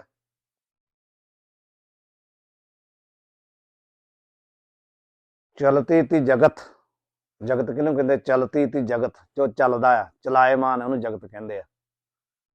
ਜੋ ਚੱਲਣ ਦਾ ਮਤਲਬ ਕੀ ਆ? ਚੱਲਣ ਤੋਂ ਭਾਵ ਕੀ ਸਮਝਦੇ ਆ ਬਾਬਾ ਜੀ? ਮੈਂ ਕਿਹਾ ਵੀ ਜਿਹੜਾ ਚੱਲਦਾ ਉਹਨੂੰ ਜਗਤ ਕਹਿੰਦੇ, ਚੱਲਣ ਤੋਂ ਕੀ ਸਮਝਦੇ ਆ? ਘਟ ਰਿਹਾ ਆ, ਸਮਝ ਗਏ? ਚੱਲਣ ਦਾ ਮਤਲਬ ਘਟ ਰਿਹਾ ਆ। ਸੂਰਜ, ਤਾਰੇ, ਚੰਦਰਮਾ, ਜੋ ਕੁਝ ਵੀ ਹੈ ਘਟ ਰਿਹਾ, ਹਰ ਰੋਜ਼ ਹਰ ਛਣ ਘਟ ਰਿਹਾ, ਘਟਦੇ ਜਾ ਰਹੇ। ਘਟੰਤ ਬਾਰੇ ਲਿਖਿਆ ਹੀ ਨਾ, ਆਪਾਂ ਪੜ੍ਹਿਆ ਹੀ ਸਾਰਾ ਕੁਛ, ਜ਼ਿਆਦਾ ਵਿਸਤਾਰ ਕਰਨ ਦੀ ਲੋੜ ਨਹੀਂ। ਵੀ ਇਹ ਸਾਰੇ ਘਟ ਰਹੇ ਆ। ਉਹ ਇਸ ਐਸਾ ਪ੍ਰਮਾਤਮਾ ਹੀ ਆ, ਨਹਿ ਘਟੰਤ ਕੇਵਲ ਗੋਪਾਲ ਅਚੁੱਤ, ਕਿਹਾ ਨਾ ਵੀ ਜੇ ਨਹੀਂ ਘਟਦਾ ਤੇ ਕੌਣ ਨਹੀਂ ਘਟਦਾ? ਕੇਵਲ ਕੇਵਲ ਦਾ ਤਾਂ ਬਾਕੀ ਸਾਰਿਆਂ ਨੂੰ ਇੱਕ ਪਾਸੇ ਕਰਕੇ। ਨਹਿ ਘਟੰਤ ਕੇਵਲ ਗੋਪਾਲ ਅਚੁੱਤ, ਜਿਹੜਾ ਗੋਪਾਲ ਹੈ ਪ੍ਰਮਾਤਮਾ ਹੈ ਉਹ ਨਹੀਂ ਘਟਦਾ, ਬਾਕੀ ਸਾਰਾ ਸੰਸਾਰ ਘਟ ਰਿਹਾ। ਮਤਲਬ ਚੱਲਣ ਵਾਲੇ ਦਾ ਨਾਂ ਹੈ ਜਗਤ। ਤੇ ਇਸ ਜਗਤ ਦੇ ਵਿੱਚ ਕਹਿੰਦੇ ਭੰਤਨ ਦਾ ਮਤਲਬ ਹੁੰਦਾ ਵਾ ਅਲੱਗ ਅਲੱਗ ਤਰ੍ਹਾਂ ਦੇ ਭੇਖ ਧਰੇ ਹੈ। ਜਿੰਨੇ ਵੀ ਕਹਿੰਦੇ ਭੇਖ ਬਾਹਰ ਵਾਲੇ ਸਰੂਪ ਨੂੰ ਜਾਂ ਮਤਲਬ ਅਲੱਗ ਕੁਆਲਿਟੀ ਨੂੰ ਕਹਿ ਦੋ ਆਪ, ਅਲੱਗ ਜਿੰਨੇ ਵੀ ਭੇਸ ਤੁਹਾਨੂੰ ਦਿਖਾਈ ਦੇ ਰਹੇ, ਵਸਤੂ ਦਿਖਾਈ ਦੇ ਰਹੀ ਆ, ਇਹ ਕਹਿੰਦੇ ਆ ਜਿੰਨੀ ਵੀ ਸੰਸਾਰ ਦੇ ਵਿੱਚ ਹੈ, ਭਾਵੇਂ ਅਸਥਾਵਰ ਆ ਭਾਵੇਂ ਜੰਗਮ ਆ, ਜਿੰਨੇ ਵੀ ਕੁਝ ਤੁਹਾਨੂੰ ਦਿਖਾਈ ਦੇ ਰਹੇ ਆ, ਤਾਮ ਹੈ ਸਤ ਚਿਦਾਨੰਦ ਏਕ, ਉਹਨਾਂ ਸਾਰਿਆਂ ਦੇ ਵਿੱਚ ਕਹਿੰਦੇ ਉਹਨਾਂ ਦਾ ਆਧਾਰ ਕੀ ਹੈ। ਜਿੰਨੇ ਵੀ ਅਸਥਾਵਰ ਜੰਗਮ ਸੰਸਾਰ ਵਿੱਚ ਵਸਤੂਆਂ ਦਿਖਾਈ ਦੇ ਰਹੀਆਂ, ਉਹਨਾਂ ਦਾ ਆਧਾਰ ਕੀ ਆ, ਅਧਿਸ਼ਠਾਨ ਕੀ ਆ।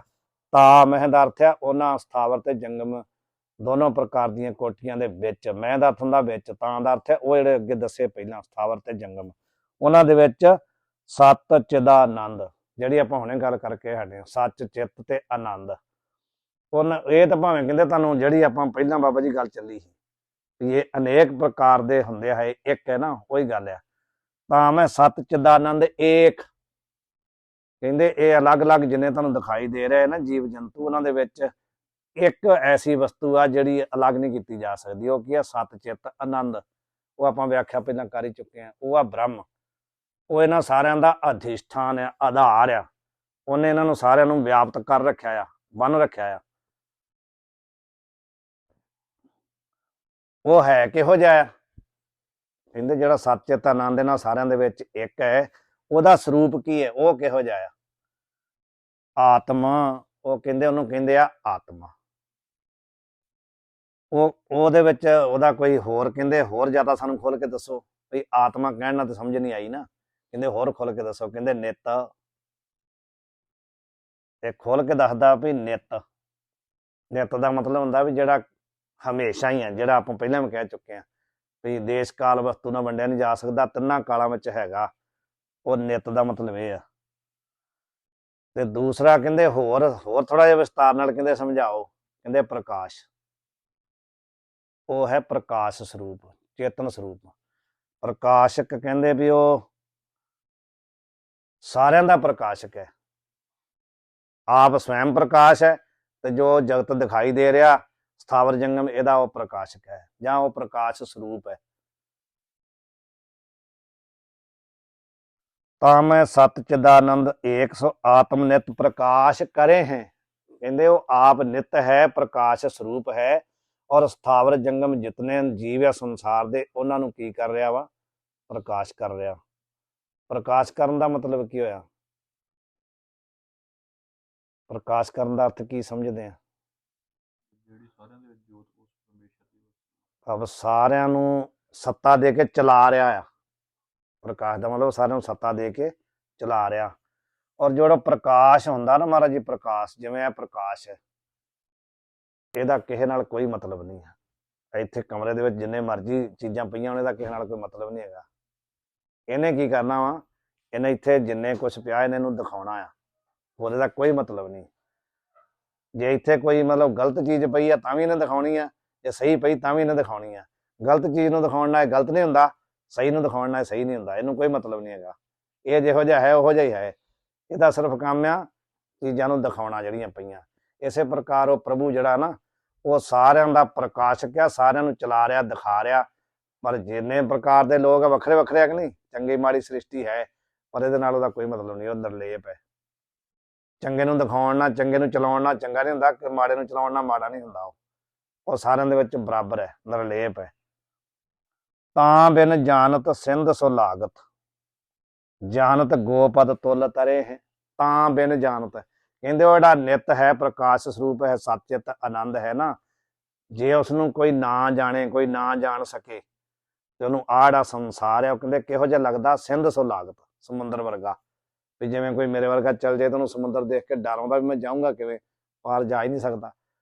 ਤੇ ਜਿੰਨੇ ਕਹਿੰਦੇ ਉਹਨੂੰ ਨਹੀਂ ਜਾਣਿਆ, ਜਿਹੜਾ ਇਹਦਾ ਆਧਾਰ ਹੈ, ਉਹਨੂੰ ਇਹ ਸੰਸਾਰ ਕਿਵੇਂ ਲੱਗਦਾ, ਸਿੰਧ ਸੋ, ਸਿੰਧ ਕਹਿੰਦੇ ਸਮੁੰਦਰ ਵਰਗਾ ਲੱਗਦਾ ਹੈ ਵੀ ਇਹ ਮੇਰੇ ਤੋਂ ਨਹੀਂ ਤਰਿਆ ਜਾਣਾ, ਮੈਂ ਤੇ ਸੰਸਾਰ ਤੋਂ ਨਹੀਂ ਤਰ ਸਕਦਾ। ਕਿਉਂ? ਕਿਉਂਕਿ ਇਹਦੇ ਆਧਾਰ ਨੂੰ ਉਹਨੇ ਜਾਣਿਆ ਨਹੀਂ।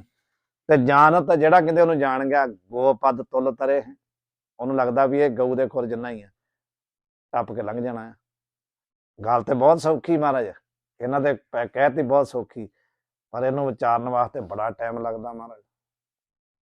ਤੇ ਤਾਂ ਬਿਨ ਜਾਣਤ ਦਾ ਅਰਥ ਹੈ ਉਸ ਬ੍ਰਹਮ ਨੂੰ ਬਿਨਾਂ ਜਾਣੇ ਇਹ ਸੰਸਾਰ ਜਿਹੜਾ ਹੈ ਸਿੰਧ ਸਮੁੰਦਰ ਵਰਗਾ ਲੱਗਦਾ ਆ।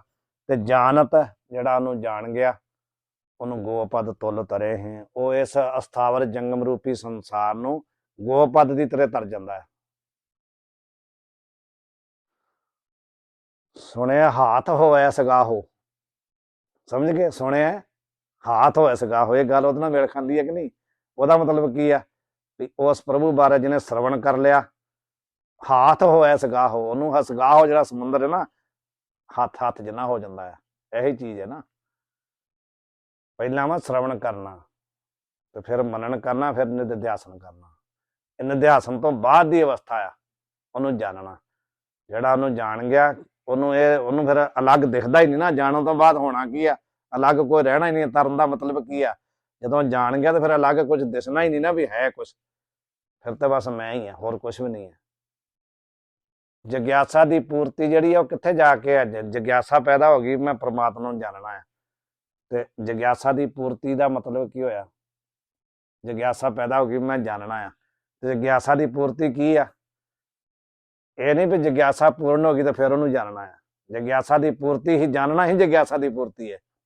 ਜਗਿਆਸਾ ਉਹਨਾਂ ਚਿਰ ਖਤਮ ਨਹੀਂ ਹੋਣੀ, ਤੇ ਜਦੋਂ ਜਾਣਗੇ ਉਦੋਂ ਜਗਿਆਸਾ ਰਹਿਣੀ ਨਹੀਂ, ਬਸ ਇਹ ਚੀਜ਼ ਹੈ। ਜਗਿਆਸਾ ਬਾਰੇ ਬਹੁਤ ਲਿਖਿਆ ਬ੍ਰਹਮ ਸੂਤਰ 'ਚ। ਅਥਾਤੋ ਬ੍ਰਹਮ ਜਗਿਆਸਾ ਇੱਥੋਂ ਸ਼ੁਰੂ ਹੋ ਰਿਹਾ। ਅਥਾਤੋ ਬ੍ਰਹਮ ਜਗਿਆਸਾ ਪਹਿਲਾ ਸੂਤਰ ਹੈ ਬ੍ਰਹਮ ਸੂਤਰ ਦਾ। ਅਥਾਤੋ ਬ੍ਰਹਮ ਜਗਿਆਸਾ, ਉੱਥੇ ਜਗਿਆਸਾ ਬਾਰੇ ਬਹੁਤ ਲਿਖਿਆ, ਸ਼ੰਕਰਾਚਾਰਿਆ ਜੀ ਨੇ ਖੋਲ ਕੇ ਲਿਖਿਆ। ਤੇ ਇਹਦਾ ਮਤਲਬ ਇਹ ਆ ਵੀ ਜਿਹੜਾ ਉਹਨੂੰ ਨਹੀਂ ਜਾਣਦਾ ਉਹਨੂੰ ਇਹ ਸੰਸਾਰ ਸਮੁੰਦਰ ਵਰਗਾ ਲੱਗਦਾ ਆ। ਜਿਹੜਾ ਉਹਨੂੰ ਜਾਣ ਜਾਂਦਾ ਆ ਉਹਨੂੰ ਫਿਰ ਗਊ ਦੇ ਖੁਰ ਦੇ ਬਰਾਬਰ ਲੱਗਦਾ ਆ, ਛੋਟਾ ਜਿਹਾ ਲੱਗਦਾ ਆ। ਬੇਦਤ ਬੰਦਤ ਤਾਹੇ ਸਦਾ ਸੁਖਦੇਵ ਜੂ, ਸੁਖਦੇਵ ਜੀ ਮਹਾਰਾਜ ਜਿਹੜੇ ਆ ਨਾ, ਕਵੀ ਜੀ ਮਹਾਰਾਜ, ਬੰਦਤ ਤਾਹੇ ਸਦਾ, ਕਹਿੰਦੇ ਸੁਖਦੇਵ ਜੀ ਮਹਾਰਾਜ ਮੰਗਲ ਕਰਦੇ, ਕਿਹਦਾ ਕਰ ਰਹੇ ਆ? ਉਸ ਪਰਮਾਤਮਾ ਦਾ ਜਿਹੜਾ ਨਿਰਾਕਾਰ ਹੈ। ਇਹ ਵਸਤੂ ਨਿਰਦੇਸ਼ਕ ਮੰਗਲ ਇਹਨੂੰ ਕਹਿੰਦੇ ਆ। ਉਹ ਗੱਲ ਪਹਿਲਾਂ ਆਪਣੀ ਵਿੱਚੇ ਰਹਿ ਗਈ ਸੀ ਨਾ ਵੀ ਵਸਤੂ ਨਿਰਦੇਸ਼ਕ ਮੰਗਲ ਕੀ ਆ, ਬੋਲ ਦਿੱਤਾ ਹੈ, ਫਿਰ ਹੁਣ ਚੇਤਾ ਆਇਆ। ਵਸਤੂ ਨਿਰਦੇਸ਼ਕ ਮੰਗਲ, ਆਤਮਕ ਚਿੰਤਨ ਮੰਗਲ, ਆਸ਼ੀਰਵਾਦ ਆਤਮਿਕ ਮੰਗਲ, ਨਮਸਕਾਰ ਆਤਮਿਕ ਮੰਗਲ। ਵਸਤੂ ਨਿਰਦੇਸ਼ ਮੰਗਲ ਦਾ ਮਤਲਬ ਹੁੰਦਾ ਆ ਜੋ ਵਿਸ਼ੇ ਹੈ ਨਾ ਉਸ ਦਾ ਕਥਨ ਕਰਨਾ। ਜੋ ਵੀ ਵਿਸ਼ੇ ਹੈ ਉਸ ਦਾ ਕਥਨ ਕਰਨਾ ਉਹਨੂੰ ਕਹਿੰਦੇ ਵਸਤੂ। ਵਸਤੂ ਮਤਲਬ ਵਿਸ਼ੇ, ਉਸ ਵਿਸ਼ੇ ਦਾ ਕਥਨ ਕਰਨਾ। ਵਸਤੂ ਨਿਰਦੇਸ਼ ਦਾ ਹੁੰਦਾ ਕਥਨ ਕਰਨਾ। ਵਸਤੂ ਨਿਰਦੇਸ਼ਕ ਜਿਹੜਾ ਵਸਤੂ ਨੂੰ ਕਥਨ ਕਰੇ ਉਹਨੂੰ ਕਹਿੰਦੇ ਵਸਤੂ। ਵਸਤੂ ਮਤਲਬ ਵਿਸ਼ੇ ਨੂੰ ਜਿਹੜਾ ਕਥਨ ਕਰੇ ਉਹਨੂੰ ਕਹਿੰਦੇ ਵਸਤੂ ਨਿਰਦੇਸ਼ਕ।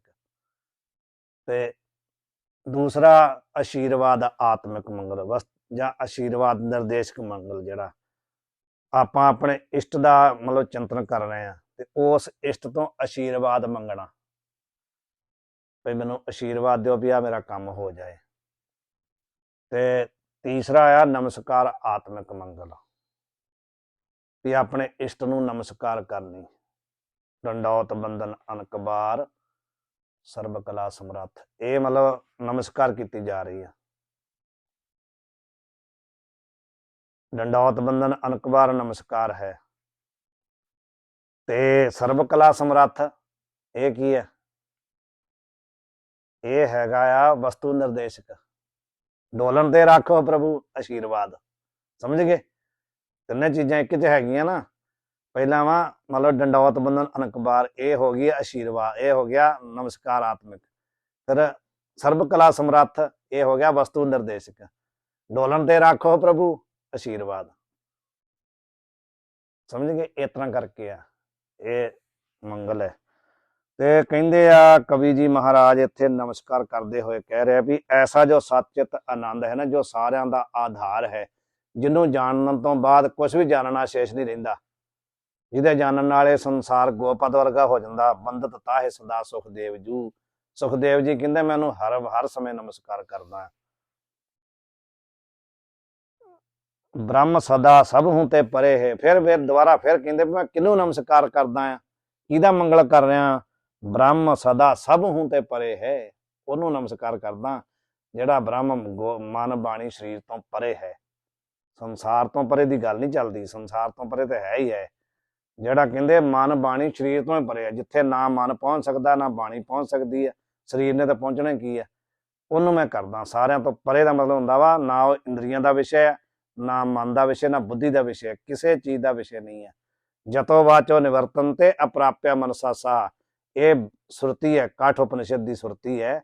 ਜਤੋ ਵਾਚੋ ਨਿਵਰਤਨ ਤੇ, ਵਾਚ ਕਹਿੰਦੇ ਬਾਣੀ ਨੂੰ, ਜਤਾ ਦਾ ਹੁੰਦਾ यहाँ से बाणी लौट के आ जाती है ना वापस, जतो वाचो निवर्तन ते वापस आ जाती है, वो कहते ब्रह्म है। जतो वाचो निवर्तन ते, जिथों बाणी भी वापस आ जाती, बाणी उन्होंने विषय नहीं कर पाती। ਜਾਂ ਗੀਤਾ ਦੇ ਵਿੱਚ ਭਗਵਾਨ ਕਹਿੰਦੇ ਨਾ ਤਾਂ ਦਭਾਸ ਤੇ ਸੂਰਿਓ ਨਾ ਸ਼ਸ਼ਾਂਕੋ ਨਾ ਪਾਵਕਹ, ਗੀਤਾ 'ਚ ਕਹਿੰਦੇ ਭਗਵਾਨ ਵਿਸ਼ਨੂੰ ਕ੍ਰਿਸ਼ਨ ਜੀ ਮਹਾਰਾਜ ਅਰਜਨ ਨੂੰ ਕਹਿ ਰਿਹਾ ਵੀ ਹੇ ਅਰਜਨ, ਉਹ ਪਰਮਾਤਮਾ ਕੈਸਾ ਆਇਆ ਮਹਾਰਾਜ ਜੀ, ਉਹ ਪਰਮਾਤਮਾ ਕਿਹੋ ਜਿਹਾ ਆ? ਕਹਿੰਦੇ ਵੀ ਉਹਨੂੰ ਨਾ ਤੇ ਅਗਨੀ ਪ੍ਰਕਾਸ਼ ਕਰ ਸਕਦੀ ਹੈ, ਨਾ ਚੰਦਰਮਾ ਪ੍ਰਕਾਸ਼ ਕਰ ਸਕਦਾ, ਨਾ ਬਾਣੀ ਪ੍ਰਕਾਸ਼ ਸਕਦੀ ਹੈ। ਇਹ ਸੀ, ਇਹ ਵੀ ਉਹਦੇ ਵਿੱਚ ਉਹਨਾਂ ਨੇ ਇਹ ਗੱਲ ਕਹੀ ਹੈ। ਨਾ ਤਾਂ ਦਭਾਸ ਤੇ ਸੂਰਿਓ, ਨਾ ਤੇ ਉਹਨੂੰ ਸੂਰਜ ਹੀ ਪ੍ਰਕਾਸ਼ ਕਰ ਸਕਦਾ, ਨਾ ਸ਼ਸ਼ਾਂਕੋ, ਸ਼ਸ਼ਾਂਕ ਕਹਿੰਦੇ ਚੰਦਰਮਾ ਨੂੰ, ਨਾ ਸ਼ਸ਼ਾਂਕੋ ਨਾ ਪਾਵਕਹ, ਨਾ ਹੀ ਕਹਿੰਦੇ ਅਗਨੀ ਉਹਨੂੰ ਪ੍ਰਕਾਸ਼ ਕਰ ਸਕਦੀ ਹੈ। ਉਹ ਜਿਹੜਾ ਕਹਿੰਦੇ ਆ ਵੀ ਉਹ ਮੇਰਾ ਉਹ ਸਰੂਪ ਹੈ, ਅਰਜਨ ਨੂੰ ਕਹਿ ਰਿਹਾ ਮੇਰਾ ਉਹ ਸਰੂਪ ਹੈ ਵੀ ਉਹਨੂੰ ਨਾ ਤਾਂ ਦਭਾਸ ਤੇ ਸੂਰਿਓ ਨਾ ਸ਼ਸ਼ਾਂਕੋ ਨਾ ਪਾਵਕਹ। ਉਹ ਕਹਿੰਦੇ ਆ ਵੀ ਉਹ ਜਿਹੜਾ ਜਿੱਥੋਂ ਜਾ ਕਰਕੇ ਕਹਿੰਦੇ ਵਾਪਸ ਨਹੀਂ ਨਾ ਆਇਆ ਜਾਂਦਾ, ਜਦ ਗਤਵਾ ਨਾ ਨਿਵਰਤਨ ਤੇ, ਅੱਗੇ ਕਹਿੰਦੇ ਜਦ ਗਤਵਾ ਨਾ ਨਿਵਰਤਨ ਤੇ, ਗਤਵਾ ਮਤਲਬ ਪਹੁੰਚ ਕਰਕੇ, ਜਿਹਦੇ ਵਿੱਚ ਸਥਿਤ ਹੋਣ ਤੋਂ ਬਾਅਦ ਨਿਵਰਤਨ ਤੇ ਨਾ ਨਿਵਰਤਨ ਤੇ ਵਾਪਸ ਨਹੀਂ ਹੋਇਆ ਜਾਂਦਾ, ਜਿਵੇਂ ਪਹਿਲਾਂ ਗੱਲ ਕਹੀ ਵੀ ਜਿਹਦੇ ਵਿੱਚ ਜਾ ਕਰਕੇ ਵਾਪਸ ਨਹੀਂ ਹੋ ਜਾਂਦਾ। ਤਦ ਧਾਮ ਪਰਮ ਮਮ, ਉਹ ਜਿਹੜਾ ਧਾਮ ਹੈ ਉਹ ਮੇਰਾ ਸਰੂਪ ਹੈ ਅਰਜੁਨ, ਉਹ ਮੇਰਾ ਸਰੂਪ ਹੈ ਦੱਸ ਰਿਹਾ। ਇਸੇ ਪ੍ਰਕਾਰ ਇਹ ਕਹਿ ਰਹੇ ਵੀ ਜਿਹੜਾ ਸਭ ਤੋਂ ਪਰੇ ਹੈ ਨਾ ਪਰਮਾਤਮਾ, ਜਿਹਨੂੰ ਕੋਈ ਵੀ ਪ੍ਰਕਾਸ਼ ਨਹੀਂ, ਜਿਹੜਾ ਨਮੋ ਸੂਰਜ ਸੂਰਜੇ ਨਮੋ ਚੰਦਰ ਚੰਦਰੇ, ਐਸਾ ਜਿਹੜਾ ਪ੍ਰਭੂ ਹੈ ਉਹਨੂੰ ਕਹਿੰਦੇ ਮੈਂ ਨਮਸਕਾਰ ਕਰਦਾ। ਅੱਗੇ ਵੀ ਫੋਟੋ ਲਾਈ ਹੈ ਕਿ ਨਹੀਂ? ਦੋਹਰਾ, ਅੱਛਾ ਦੋਹਰਾ।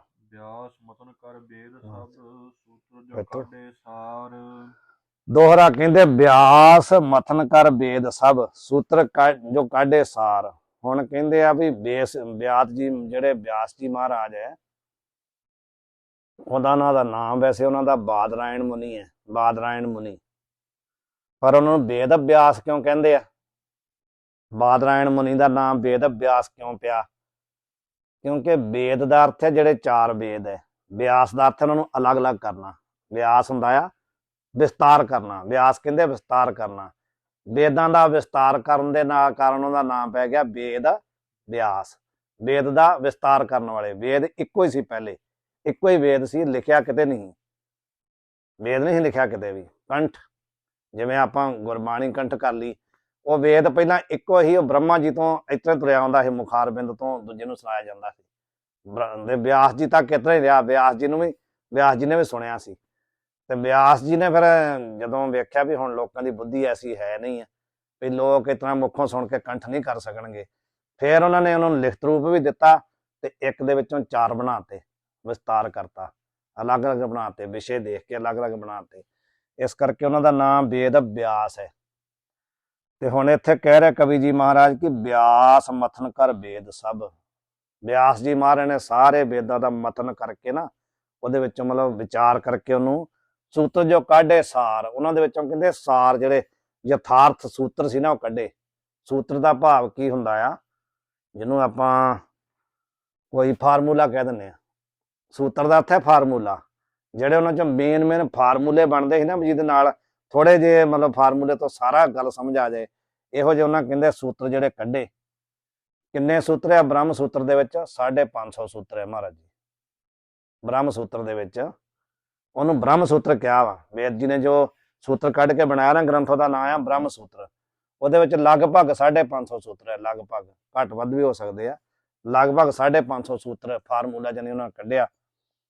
ਸ਼੍ਰੀ ਗੁਰੂ ਸ਼ੰਕਰ ਦੇਵ ਜੂ ਕਰਿਓ ਬਹੁਤ ਵਿਸਥਾਰ। ਤੇ ਜਿਹੜੇ ਸ਼ੰਕਰਾਚਾਰੀ ਜੀ ਮਹਾਰਾਜ ਹੀ ਗੁਰੂਦੇਵ, ਜਿਹੜੇ ਗੁਰੂ ਇਹਨਾਂ ਕਹਿਣਾ ਸ਼੍ਰੀ ਗੁਰੂ ਸ਼ੰਕਰ, ਜਿਹੜੇ ਕਹਿੰਦੇ ਸ਼ੰਕਰ ਜੀ ਦਾ ਅਵਤਾਰ ਸੀ, ਉਹ ਸ਼ੰਕਰ ਜੀ ਦਾ ਅਵਤਾਰ ਸੀ ਨਾ, ਸ਼ੰਕਰਾਚਾਰੀ ਜੀ ਮਹਾਰਾਜ, ਸ਼ਿਵ ਜੀ ਮਹਾਰਾਜ ਦਾ ਅਵਤਾਰ ਸੀ। ਉਹਨਾਂ ਨੇ ਕਹਿੰਦੇ ਫਿਰ ਉਹਨਾਂ ਸੂਤਰਾਂ ਦਾ ਬਹੁਤ ਵਿਸਤਾਰ ਕੀਤਾ। ਉਹਨਾਂ ਨੇ ਭਾष्य ਲਿਖਿਆ ਉਹਦੇ ਉੱਤੇ। ਸ਼ੰਕਰਾਚਾਰਿਆ ਜੀ ਮਹਾਰਾਜ ਨੇ ਬ੍ਰਹਮ ਸੂਤਰ ਦੇ ਉੱਤੇ ਭਾष्य ਲਿਖਿਆ, ਉਪਨਿਸ਼ਦਾਂ ਤੇ ਵੀ ਲਿਖਿਆ, ਬ੍ਰਹਮ ਸੂਤਰ ਤੇ ਵੀ ਲਿਖਿਆ। ਜਿਹੜਾ ਬਨਾਰਸ ਜਦੋਂ ਆਪਾਂ ਜਾਂਦੇ ਕਰਦੇ ਹਾਂ ਡਿਗਰੀ ਤੇ ਉਹ ਸਾਰਾ ਭਾष्य ਪੜ੍ਹਾਇਆ ਜਾਂਦਾ। ਉਹ ਉਹਦੇ ਵਿੱਚ ਪ੍ਰੀਖਿਆ ਦੇ ਵਿੱਚ ਮਤਲਬ ਐਗਜ਼ਾਮ 'ਚ ਆਉਂਦਾ ਆ, ਉੱਥੇ ਪੜ੍ਹਾਇਆ ਜਾਂਦਾ। ਬਹੁਤ ਟਾਈਮ ਲੱਗਦਾ ਉਹਨੂੰ ਪੜ੍ਹਨ ਨੂੰ, ਬਹੁਤ ਟਾਈਮ ਲੱਗਦਾ। ਤੇ ਕਹਿੰਦੇ ਆ ਵੀ ਸ਼ੰਕਰ ਜੀ ਮਹਾਰਾਜ, ਜਿਹੜੇ ਸ਼ੰਕਰ ਜੀ ਦਾ ਅਵਤਾਰ ਗੁਰੂ ਜੀ ਆਦਿ ਸ਼ੰਕਰਾਚਾਰਿਆ ਜੀ ਮਹਾਰਾਜ, ਉਹਨਾਂ ਨੇ ਵੇਦ ਵਿਆਸ ਜੀ ਨੇ ਜੋ ਸੂਤਰ ਕੱਢੇ ਸੀ ਨਾ, ਸਾਰ ਕੱਢਿਆ ਸੀ ਵੇਦ ਦਾ, ਉਹਦਾ ਬਹੁਤ ਜ਼ਿਆਦਾ ਵਿਸਤਾਰ ਕੀਤਾ। ਹਾਂਜੀ ਮਹਾਰਾਜ ਜੀ।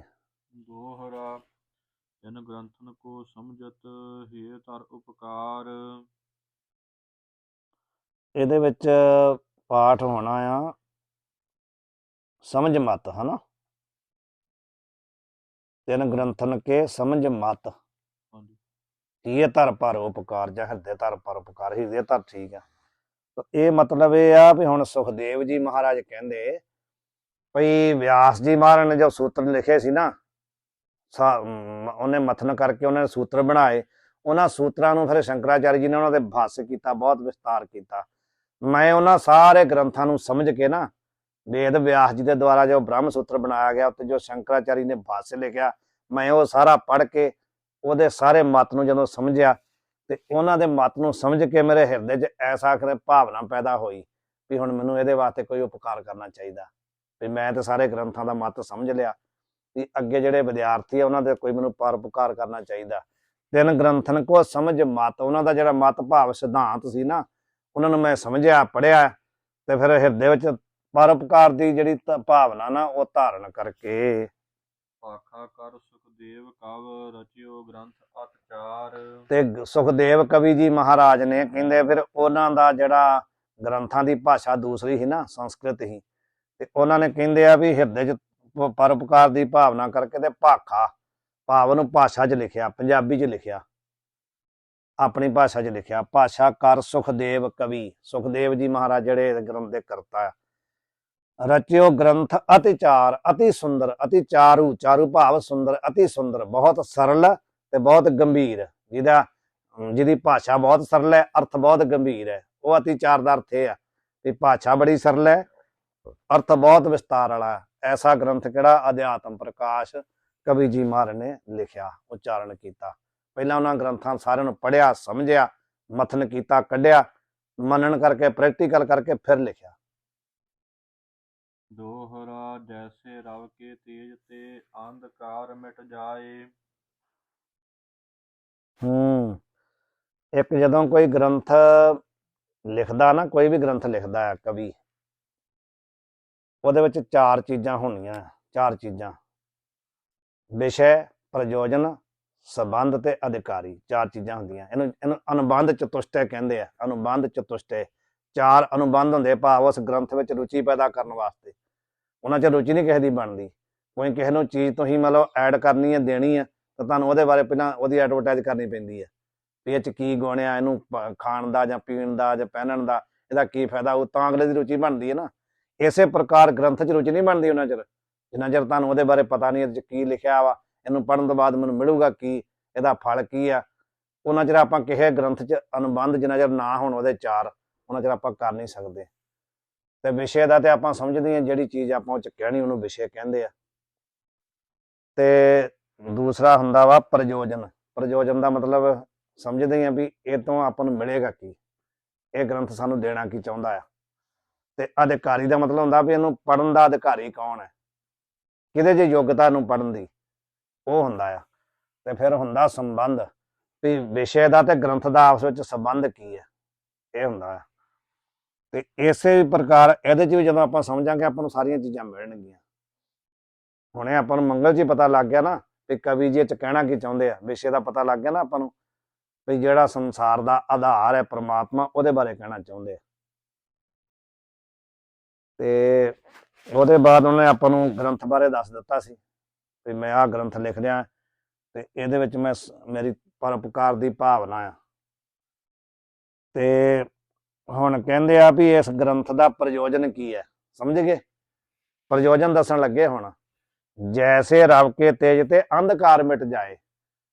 ਪ੍ਰਯੋਜਨ ਦੱਸਣਾ ਆ, ਪਰ ਪ੍ਰਯੋਜਨ ਦੱਸਣ ਤੋਂ ਪਹਿਲਾਂ ਇੱਕ ਦ੍ਰਿਸ਼ਟਾਂਤ ਦੇ ਰਿਹਾ ਵੀ ਜਿਵੇਂ ਸੰਸਾਰ ਦੇ ਵਿੱਚ ਦੇਖਿਆ ਜਾਂਦਾ ਆ ਵੀ ਜਦੋਂ ਰਵੀ ਭਾਵ ਸੂਰਜ ਜਿਹੜੇ ਆ ਉਹਦੇ ਹੁੰਦੇ ਆ, ਸੂਰਜ ਭਗਵਾਨ ਚੜ੍ਹਦੇ ਆ, ਆਉਂਦੇ ਆ, ਪ੍ਰਕਾਸ਼ਿਤ ਹੁੰਦੇ ਆ, ਤੇ ਉਹਦਾ ਪ੍ਰਯੋਜਨ ਕੀ ਹੁੰਦਾ? ਸੂਰਜ ਦਾ ਅੰਧਕਾਰ ਨੂੰ ਖਤਮ ਕਰਨਾ। ਜੈਸੇ ਰਾਵੀ ਦਾ ਅਰਥ ਹੈ ਸੂਰਜ, ਤੇਜ ਦਾ ਅਰਥ ਕੀ ਹੁੰਦਾ? ਪ੍ਰਕਾਸ਼। ਜੈਸੇ ਰਵ ਕੇ ਤੇਜ ਤੇ ਕੀ ਹੁੰਦਾ? ਅੰਧਕਾਰ ਮਿਟ ਜਾਏ। ਜਦੋਂ ਰਵੀ ਨੇ ਤੇਜ ਆਪਣਾ ਪ੍ਰਕਾਸ਼ਿਤ ਕੀਤਾ ਤੇ ਅੰਧਕਾਰ ਖਤਮ ਹੋ ਗਿਆ।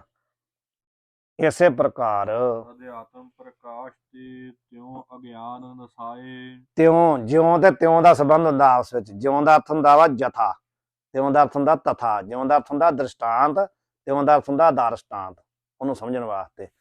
ਜਿਉਂ ਕਹਿੰਦੇ ਜੈਸੇ ਕਿਹਾ ਸੀ ਨਾ ਪਹਿਲਾਂ, ਜੈਸੇ ਜਿਵੇਂ ਕਹਿੰਦੇ ਆ ਵੀ ਸੂਰਜ ਦੇ ਪ੍ਰਕਾਸ਼ ਨਾਲ ਅੰਧਕਾਰ ਖਤਮ ਹੋ ਜਾਂਦਾ, ਤਿਉਂ ਉਸੇ ਪ੍ਰਕਾਰ ਕੀ ਹੁੰਦਾ ਆ ਅਧਿਆਤਮ ਪ੍ਰਕਾਸ਼ ਤੇ। ਇਹ ਜਿਹੜਾ ਅਧਿਆਤਮ ਪ੍ਰਕਾਸ਼ ਗ੍ਰੰਥ ਆ ਨਾ, ਇਹਨੂੰ ਸਰਵਣ ਕਰਕੇ, ਮਨਨ ਕਰਕੇ, ਚਿੰਤਨ ਕਰਕੇ ਤੇ ਇਹਦੇ ਸਾਰੇ ਯਥਾਰਥ ਨੂੰ ਸਮਝ ਕੇ ਕੀ ਹੋਏਗਾ?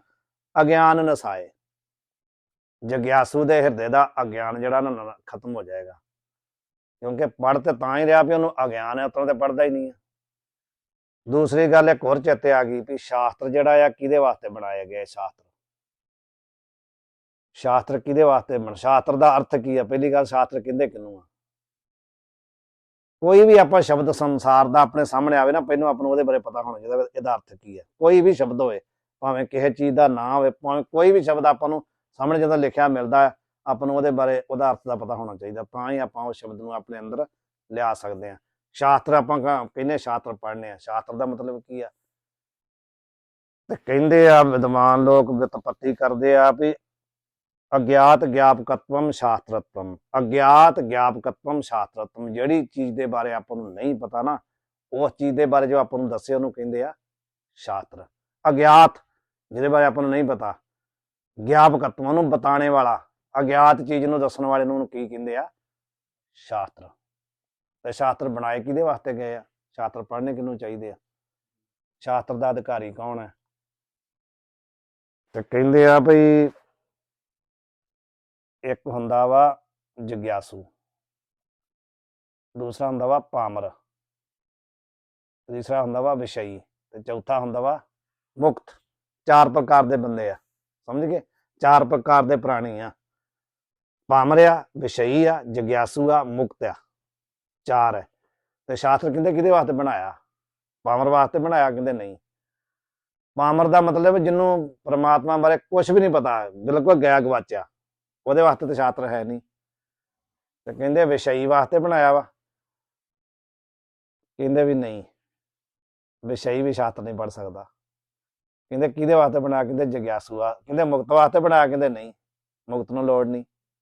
ਤੇ ਫਿਰ ਕਹਿੰਦੇ ਸ਼ਾਸਤਰ ਕਿਹਦੇ ਵਾਸਤੇ ਬਣਾਇਆ? ਕਹਿੰਦੇ ਜਗਿਆਸੂ ਵਾਸਤੇ। ਨਾ ਸ਼ਾਸਤਰ ਮੁਕਤ ਵਾਸਤੇ ਉਹਨੂੰ ਲੋੜ ਨਹੀਂ ਗੀ, ਤੇ ਪਾਮਰ ਨੂੰ ਨਹੀਂ ਲੋੜ ਹੈਗੀ, ਤੇ ਵਿਸ਼ਈ ਨੇ ਤਾਂ ਪੜ੍ਹਨਾ ਹੀ ਨਹੀਂ। ਤੇ ਕਿਹਦੇ ਵਾਸਤੇ ਬਣਾਇਆ? ਜਗਿਆਸੂ ਵਾਸਤੇ। ਜਗਿਆਸੂ ਕਿਹਨੂੰ ਕਹਿੰਦੇ ਆ? ਜਗਿਆਸੂ ਕਿਹਦਾ ਨਾਂ ਆ? ਤੇ ਕਹਿੰਦੇ ਗਿਆਤਮ ਇੱਛੂ ਇਤੀ ਜਗਿਆਸੂ, ਜਿਹੜਾ ਮੁਕਤ ਹੋਣ ਦੀ ਇੱਛਾ ਰੱਖਦਾ, ਜਾਣਨ ਦੀ ਇੱਛਾ ਰੱਖਦਾ। ਮੁਕਤਮ ਇੱਛਾ ਮੁਮੁਕਸ਼ਾ, ਜਿਹੜਾ ਕਹਿੰਦੇ ਜਾਣਨ ਦੀ ਇੱਛਾ ਰੱਖਦਾ, ਉਹ ਆ ਜਗਿਆਸੂ। ਉਹ ਇਹਨੂੰ ਪੜ੍ਹ ਸਕਦਾ ਹੈ। ਉਹ ਜਾਣਨਾ ਚਾਹੁੰਦਾ ਆ, ਪਰ ਜਾਣਦਾ ਵੀ ਇਹ ਨਹੀਂ ਜਾਣਦਾ, ਜਾਣਦਾ ਵੀ ਹੈ ਪਰ ਜਾਣਨਾ ਚਾਹੁੰਦਾ ਆ। ਜਾਣਦਾ ਕੀ ਹੈ ਤੇ ਜਾਣਨਾ ਕੀ ਚਾਹੁੰਦਾ ਆ? ਜਾਣਦਾ ਇਹ ਆ ਵੀ ਪਰਮਾਤਮਾ ਹੈਗਾ ਆ, ਉਹ ਇਹ ਜਾਣਦਾ, ਉਹਨੂੰ ਇਹਨਾਂ ਪਤਾ ਆ ਵੀ ਪਰਮਾਤਮਾ ਹੈ, ਪਰ ਉਹਨੂੰ ਜਾਣਨਾ ਕੀ ਚਾਹੁੰਦਾ ਵੀ ਮੈਂ ਹੀ ਪਰਮਾਤਮਾ, ਇਹ ਨਹੀਂ ਉਹਨੂੰ ਪਤਾ। ਇਹ ਤੁਹਾਨੂੰ ਪਤਾ ਆ ਵੀ ਪਰਮਾਤਮਾ ਹੈਗਾ, ਉਹ ਜਗਿਆਸੂ ਹੈ। ਜਗਿਆਸੂ ਆ ਵੀ ਉਹ ਇਹਨੂੰ ਸਮਾਨਯ ਰੂਪ ਚ ਪਤਾ ਵੀ ਪਰਮਾਤਮਾ ਜਾਂ ਬ੍ਰਹਮ ਕੋਈ ਹੈਗਾ ਆ, ਪਰ ਮੈਂ ਬ੍ਰਹਮ ਆ ਇਹ ਨਹੀਂ ਉਹਨੂੰ ਪਤਾ। ਇਹ ਚੀਜ਼ ਉਹ ਜਾਣਨੀ ਚਾਹੁੰਦਾ, ਇਸ ਕਰਕੇ ਉਹ ਜਗਿਆਸੂ ਆ। ਤੇ ਉਹ ਹੁਣ ਦੱਸਦੇ ਆ ਵੀ ਅੱਗੇ ਦੱਸਣ ਲੱਗੇ ਆ ਹੁਣ। ਗੁਰ ਸਿੱਖ ਕੋ ਸੰਵਾਦ ਅਰ ਵੇਦ ਵਚਨ ਉਪਦੇਸ਼। ਗੁਰੂ ਤੇ ਸਿੱਖ ਦਾ ਸੰਵਾਦ। ਗੁਰੂ ਸਿੱਖ ਦਾ ਮਤਲਬ ਇੱਥੇ ਆ ਵੀ ਉਸਤਾਦ ਤੇ ਵਿਦਿਆਰਥੀ, ਸਮਝ ਗਏ? ਗੁਰੂ ਸਿੱਖ ਦਾ ਮਤਲਬ ਗੁਰੂ ਸਿੱਖ ਵਾਲਾ ਨਹੀਂ ਹੈਗਾ ਇੱਥੇ, ਮਤਲਬ ਇਹ ਵੀ ਟੀਚਰ ਪੜ੍ਹਾਉਣ ਵਾਲਾ ਤੇ ਵਿਦਿਆਰਥੀ, ਸਟੂਡੈਂਟ ਜਿਹੜਾ ਉਹਨਾਂ ਦਾ ਸੰਵਾਦ ਕੀ ਹੈ? ਆਪਸ ਵਿੱਚ ਪ੍ਰਸ਼ਨ ਉੱਤਰ। ਜਦੋਂ ਕੋਈ ਜਾਏਗਾ ਟੀਚਰ ਕੋਲ, ਉਸਤਾਦ ਕੋਲ, ਤੇ ਪ੍ਰਸ਼ਨ ਕਰੇਗਾ। ਉਹਦੇ ਪ੍ਰਸ਼ਨਾਂ ਦਾ ਟੀਚਰ ਫਿਰ ਉੱਤਰ ਦੇਵੇਗਾ। ਤੇ ਜਦੋਂ ਕਹਿੰਦੇ ਗੁਰੂ ਸਿੱਖ ਦਾ ਸੰਵਾਦ ਹੋਵੇਗਾ ਤੇ ਪਹਿਲਾਂ ਜਿਹੜਾ ਪੜਾਉਣ ਵਾਲਾ ਜਾਂ ਉਸਤਾਦ ਆ ਉਹ ਦੇਖੇ, ਪਰਖੇ ਪਹਿਲਾਂ ਵੀ ਇਹ ਜਿਹੜਾ ਵਿਦਿਆਰਥੀ ਆ ਪੜ੍ਹਨ ਆਇਆ ਵਾ, ਇਹ ਵਿੱਦਿਆ ਦਾ ਅਧਿਕਾਰੀ ਹੈਗਾ ਜਾਂ ਨਹੀਂ, ਵੀ ਇਹ ਵਿੱਦਿਆ ਪੜ੍ਹਨ ਦੀ ਜਿਗਿਆਸਾ ਰੱਖਦਾ ਜਾਂ ਉਹੀ ਕਿਤੇ ਮੇਰੀ ਪ੍ਰੀਖਿਆ ਤਾਂ ਨਹੀਂ ਲੈਣ ਆ ਗਿਆ। ਕਈ ਇਹੋ ਜਿਹੇ ਤਾਂ ਹੁੰਦੇ ਆ ਨਾ ਜਿਹੜੇ ਗੁਰੂ ਦੀ ਪ੍ਰੀਖਿਆ ਹੀ ਲੈਣ ਆ ਜਾਂਦੇ ਆ, ਵੀ ਇਹਨੂੰ ਉੱਥੇ ਜਾ ਕੇ ਦੀ ਬਦਨਾਮੀ ਕਰਾਂਗੇ ਵੀ ਤੇ ਆਪਣੇ ਆਪ ਨੂੰ ਬੜਾ ਵਿਦਵਾਨ ਸਮਝਦਾ, ਨੂੰ ਉਹਦਾ ਕੁਛ ਨਹੀਂ ਹੈ। ਕਹਿੰਦੇ ਵੀ ਗੁਰੂ ਸਿੱਖ ਦਾ ਜਿਹੜਾ ਸੰਵਾਦ ਹੈ ਨਾ, ਪ੍ਰਸ਼ਨ ਉੱਤਰ, ਉਹ ਪ੍ਰਸ਼ਨ ਉੱਤਰ ਚੋਂ ਯਥਾਰਥ ਕੀ ਨਿਕਲਦਾ ਕੀ ਆ, ਉਹ ਨਿਚੋੜ ਕੀ ਨਿਕਲੇਗਾ। ਜਦੋਂ ਗੁਰੂ ਦੇ ਗਿਆ ਕਿ ਸਿੱਖ ਪ੍ਰਸ਼ਨ ਕਰੇਗਾ ਤਾਂ ਵੇਦ ਵਚਨ ਉਪਦੇਸ਼, ਤੇ ਉਹ ਜਿਹੜਾ ਗੁਰੂ ਆ ਉਹ ਕੀ ਕਰੇ ਫਿਰ, ਜਦੋਂ ਵੇਖ ਲਏ ਵੀ ਇਹ ਹੁਣ ਯੋਗਤਾ ਰੱਖਦਾ ਹੈ ਜਾਂ ਇਹਨੂੰ ਸ਼ਰਧਾ ਜਾਂ ਇਹ ਪੜ੍ਹਨਾ ਚਾਹੁੰਦਾ ਹੈ, ਤੇ ਕਹਿੰਦੇ ਫਿਰ ਵੇਦ ਵਚਨ ਦਾ ਉਪਦੇਸ਼ ਕਰੇ। ਠੀਕ ਹੈ, ਪ੍ਰਸ਼ਨ ਉੱਤਰ ਦੇ ਦੁਆਰਾ ਵੇਦ ਵਚਨ, ਜੋ ਵੇਦ ਨੇ ਵਚਨ ਕਹੇ ਉਹਨਾਂ ਦਾ ਉਪਦੇਸ਼ ਯਾਨੀ ਉਹਨੂੰ ਸੁਣਾਵੇ, ਸਰਵਣ ਕਰਾਵੇ। ਤੇ ਅਧਿਆਤਮ ਪ੍ਰਕਾਸ਼ ਜਹ ਭਾਖਾ ਸਰਸ ਸੁਵੇਸ਼, ਤੇ ਕਹਿੰਦੇ ਵੀ ਇਸ ਗ੍ਰੰਥ ਦੇ ਵਿੱਚ ਕੀ ਆ, ਗੁਰੂ ਤੇ ਸਿੱਖ ਦੇ ਪ੍ਰਸ਼ਨ ਉੱਤਰਿਆ। ਅਧਿਆਤਮ ਪ੍ਰਕਾਸ਼ ਗ੍ਰੰਥ ਦੇ ਵਿੱਚ ਕੀ ਆਉਣਾ ਆ, ਸਿੱਖ ਦੇ ਤੇ ਗੁਰੂ ਦੇ ਪ੍ਰਸ਼ਨ ਉੱਤਰਿਆ। ਤੇ ਇਹਦੇ ਵਿੱਚ ਕਹਿੰਦੇ ਆ ਵੀ ਇਹ ਜਿਹੜਾ ਅਧਿਆਤਮ ਪ੍ਰਕਾਸ਼ ਹੈ ਨਾ, ਇਹਦੀ ਭਾਸ਼ਾ ਜਿਹੜੀ ਆ, ਭਾਸ਼ਾ ਬੜੀ ਸਰਸ ਹੈ, ਬੜੀ ਰਸ ਵਾਲੀ ਹੈ। ਇਹਦਾ ਜਿਹੜਾ ਸੁਵੇਸ਼, ਜਿਹੜਾ ਇਹਦਾ ਮਤਲਬ ਇਹਦੀ ਮਨੋ ਇਹਦੀ ਬਣਤਰ ਆ, ਜਿਹੜਾ ਇਹਦੀ ਲਿਖਤੇ ਗਿਆ ਆ, ਬਣਾਇਆ ਗਿਆ ਵਾ, ਬੜੀ ਸੁੰਦਰ ਹੈ ਤੇ ਭਾਸ਼ਾ ਬੜੀ ਸਰਸ ਹੈ, ਰਸ ਵਾਲੀ ਹੈ। ਗੁਰੂ ਸਿੱਖ ਦੇ ਪ੍ਰਸ਼ਨ ਉੱਤਰਿਆ, ਪਰ ਰਸ ਬਹੁਤ ਇਹਦੇ ਵਿੱਚ। ਜਿਵੇਂ ਕੋਈ ਧਿਆਨ ਨਾਲ ਪੜ੍ਹੇਗਾ ਤਾਂ ਉਹਨੂੰ ਬਹੁਤ ਰਸ ਆਏਗਾ, ਉਹਨੂੰ ਬਹੁਤ ਆਨੰਦ ਪ੍ਰਾਪਤ ਹੋਏਗਾ। ਬਸ ਕਰੀਏ ਮਹਾਰਾਜ ਜੀ, ਥੋੜਾ ਜਿਹਾ ਕਾਫੀ ਇਹਨੂੰ ਤੁਹਾਨੂੰ ਇੱਕ ਵਾਰੀ ਕਰਨਾ ਪੈਣਾ, ਫਿਰ ਅੱਗੇ ਆਪਾਂ ਥੋੜਾ ਵਿਸਤਾਰ ਨਾਲ ਕਰ ਲਾਂਗੇ। ਮੈਂ ਕਹਿੰਦਾ ਇੱਥੇ ਰਹਿਣ ਦੀ ਕਿ ਪੜ੍ਹਨਾ ਹੋਰ ਕੋਈ, ਚਲੋ ਇੱਕ ਹੋਰ ਪੜ੍ਹ ਲਓ ਫਿਰ। ਮੁਮੁਖਿਉ ਲੱਛਣ ਦੋਹਰਾ, ਅਧਿਕਾਰੀ ਜਗਿਆਸੂ ਅਰ ਸਿੱਖ ਕਹਾਵੈ ਸੋਏ। ਪਹਿਲਾਂ ਤਾਂ ਗੱਲ ਦੱਸੀ ਵੀ ਗੁਰੂ ਸਿੱਖ ਪ੍ਰਸ਼ਨ ਜਦੋਂ ਚੱਲੇਗਾ ਨਾ, ਉਹ ਗੁਰੂ ਬਾਰੇ ਕਈ ਗੱਲ ਵੀ ਗੁਰੂ ਵੇਖ ਲਵੇ ਪਹਿਲਾਂ, ਯਥਾਰਥ ਹੈ ਵੀ ਇਹ ਪੜ੍ਹਨ ਦੇ ਯੋਗ ਹੈ, ਐਸਾ ਗੁਰੂ ਹੋਏਗਾ ਤਾਂ ਹੀ ਹੈ ਨਾ। ਗੁਰੂ ਐਸਾ ਹੋਵੇ, ਗੁਰੂ 'ਚ ਯੋਗਤਾ ਹੋਵੇ ਨਾ, ਉਹ ਸਮਝ ਲਵੇ ਵੀ ਵਾਕਈ ਇਹ ਪੜ੍ਹ ਸਕਦਾ ਹੈ, ਅਧਿਕਾਰੀ ਹੈਗਾ ਜਾਂ ਨਹੀਂ। ਹੁਣ ਕਹਿੰਦੇ ਮੁਮੁਕਸ਼ੂ ਕੌਣ ਹੈ, ਮੁਮੁਕਸ਼ੂ ਦੇ ਲੱਛਣ ਦੱਸ ਰਹੇ ਆ। ਅਧਿਕਾਰੀ ਜਗਿਆਸੂ ਅਰ ਸਿੱਖ ਕਹਾਵੈ ਸੋਏ। ਹੁਣ ਤਿੰਨ ਸ਼ਬਦ ਆ, ਅਧਿਕਾਰੀ ਆ, ਜਗਿਆਸੂ ਆ ਤੇ ਸਿੱਖ ਆ। ਇਹ ਕਹਿੰਦੇ ਜਿਹੜੇ ਤਿੰਨ ਸ਼ਬਦ ਆ ਨਾ, ਇਹਨਾਂ ਦਾ ਮਤਲਬ ਕੀ ਆ, ਇਹਨਾਂ ਤਿੰਨਾਂ ਦਾ ਕੀ ਮਤਲਬ ਹੈ, ਕੌਣ ਜਗਿਆਸੂ ਆ, ਕੌਣ ਅਧਿਕਾਰੀ ਹੈ, ਕੌਣ ਸਿੱਖ ਹੈ। ਹੁਣ ਇੱਥੇ ਸਿੱਖ ਦੀ ਭਾਸ਼ਾ ਤੋਂ ਲੋਕ ਲੜੀ ਜਾਂਦੇ ਕਿ ਨਹੀਂ ਬਾਹਰ, ਸਿੱਖ ਦੀ ਪਰਿਭਾਸ਼ਾ ਲੋਕਾਂ ਦੀ ਆਪੋ ਆਪਣੀ ਹੈ ਨਾ, ਇਹ ਸਿੱਖ ਦੀ ਪਰਿਭਾਸ਼ਾ ਆ। ਸਿੱਖ ਦਾ ਵੀ ਉਹੀ ਅਰਥ ਆ, ਅਧਿਕਾਰੀ ਦਾ ਵੀ ਉਹੀ ਅਰਥ ਆ, ਜਗਿਆਸੂ ਦਾ ਵੀ ਉਹੀ ਅਰਥ ਆ। ਸਿੱਖ ਨੂੰ ਜਗਿਆਸੂ ਕਹਿ ਦੋ, ਸਿੱਖ ਨੂੰ ਅਧਿਕਾਰੀ ਕਹਿ ਦੋ, ਸਿੱਖ ਕਹਿ ਦੋ। ਇਹ ਕਹਿ ਰਿਹਾ ਵੀ ਅਧਿਕਾਰੀ ਜਗਿਆਸੂ ਅਰ ਸਿੱਖ ਕਹਾਵੈ ਸੋਏ। ਅਧਿਕਾਰੀ ਜਗਿਆਸੂ ਤੇ ਸਿੱਖ ਉਹਨੂੰ ਕਿਹਾ ਜਾਂਦਾ ਆ। ਤਪ ਸਾਬਨ ਕਰ ਦੇਹ ਕੇ ਪਾਤਕ ਡਾਰੈ ਧੋਏ। ਆ ਸਿੱਖ ਦਾ ਅਰਥ ਮਹਾਰਾਜ, ਅਸਲੀ ਪਰਿਭਾਸ਼ਾ ਇਹ ਸਿੱਖ ਦੀ ਪਰਿਭਾਸ਼ਾ ਆ ਵੀ ਤਪ ਸਾਧਨ ਕਰ ਦੇਹ ਕੇ ਪਾਤਕ ਡਾਰੈ ਧੋਏ। ਜਿਹੜਾ ਤਪ ਰੂਪੀ ਸਾਬਣ ਦੇ ਨਾਲ ਸਰੀਰ ਦੇ ਸਾਰੇ ਪਾਪ ਧੋ ਦਵੇ, ਉਹਨੂੰ ਕਹਿੰਦੇ ਆ ਸਿੱਖ, ਉਹਨੂੰ ਕਹਿੰਦੇ ਆ ਜਗਿਆਸੂ, ਉਹਨੂੰ ਕਹਿੰਦੇ ਆ ਅਧਿਕਾਰੀ। ਤਪ ਸਾਬਣ ਇੰਨਾ ਜ਼ਿਆਦਾ ਮਲਿਆ ਵੀ ਸਰੀਰ ਦੇ ਸਾਰੇ ਮਨ ਬਾਣੀ ਸਰੀਰ ਕਰਕੇ ਜਿੰਨੇ ਪਾਪ ਉਹਨੂੰ ਸਾਰੇ ਧੋ ਦਵੇ। ਹਾਲਾਂਕਿ ਇੱਥੇ ਸਰੀਰ ਦੀ ਗੱਲ ਕਹੀ ਆ ਵੀ ਸਰੀਰ ਦੇ ਜਿੰਨੇ ਪਾਪ ਆ ਉਹਦੇ, ਅੱਜ ਦੇ ਨਹੀਂ, ਜਨਮਾਂ ਜਨਮਾਂਤਰਾਂ ਦੇ ਸਾਰੇ, ਉਹ ਕਹਿੰਦੇ ਪਹਿਲਾਂ ਤਪ ਕਰਕੇ ਧੋ ਦੇਵੇ ਤਾਂ ਉਹ ਅਧਿਕਾਰੀ ਬਣਦਾ ਗੁਰੂ ਕੋਲ ਜਾ ਕੇ ਪੜ੍ਹਨ ਦਾ। ਉਹਨਾਂ ਚਿਰ ਅਧਿਕਾਰੀ ਨਹੀਂ ਬਣਦਾ ਉਹ। ਹੁਣ ਅਸੀਂ ਕਿਹੜੇ ਪਾਪ ਧੋਤੇ, ਅਸੀਂ ਤੇ ਆ ਕੇ ਨਾ ਗੁਰੂਆਂ ਕੋਲ ਆ ਗਏ, ਸਾਨੂੰ ਅਸੀਂ ਤਾਂ ਕੋਈ ਪਾਪ ਧੋਤਾ ਨਹੀਂ, ਨਾ ਅਸੀਂ ਕੋਈ ਤਪ ਕੀਤਾ, ਨਾ ਪਾਪ ਧੋਤੇ ਆ। ਪਰ ਅਸੀਂ ਆਪਣੇ ਆਪ ਨੂੰ ਜਗਿਆਸੂ ਸਮਝੀ ਬੈਠੇ ਆ, ਸਾਰੇ ਸਮਝੀ ਬੈਠੇ ਆ, ਆਪਾਂ ਮੰਮੀ ਸਮਝੀ ਬੈਠਾ ਹੀ ਆ ਨਾ। ਪਰ ਅਸੀਂ ਕਿਤੇ ਤਪ ਕਰਕੇ ਪਾਪ ਧੋਤੇ ਆ, ਨਹੀਂ ਧੋਤੇ ਪਾਪ। ਪਰ ਫਿਰ ਵੀ ਚਲੋ ਇਹ ਆ ਵੀ ਅਸੀਂ ਚਲਾਈ ਜਾਂਦੇ ਆਪਣਾ ਕੰਮ, ਸਾਡਾ ਚੱਲੀ ਜਾ ਰਿਹਾ। ਪਰ ਹੈ ਨਹੀਂ ਐਸਾ, ਵਾਸਤਵਿਕ ਐਸਾ ਆ ਵੀ ਉਹਨੇ ਪਹਿਲਾਂ ਕਰਮ ਤੇ ਉਪਾਸਨਾ ਦੋਵੇਂ ਚੀਜ਼ਾਂ ਕਰਕੇ ਨਾ ਤੇ ਮਲ ਤੇ ਵਿਖੇਪ ਨੂੰ ਦੂਰ ਕੀਤਾ ਹੋਵੇ। ਪਾਪ ਧੋਣ ਦਾ ਮਤਲਬ ਕੀ ਆ, ਤਿੰਨ ਦੋਸ਼ ਗਿਣੇ ਜਾਂਦੇ ਅੰਤःਕਰਣ ਦੇ ਵਿੱਚ, ਮਲ ਦੋਸ਼, ਵਿਖੇਪ ਦੋਸ਼ ਤੇ ਅਵਰਣ ਦੋਸ਼।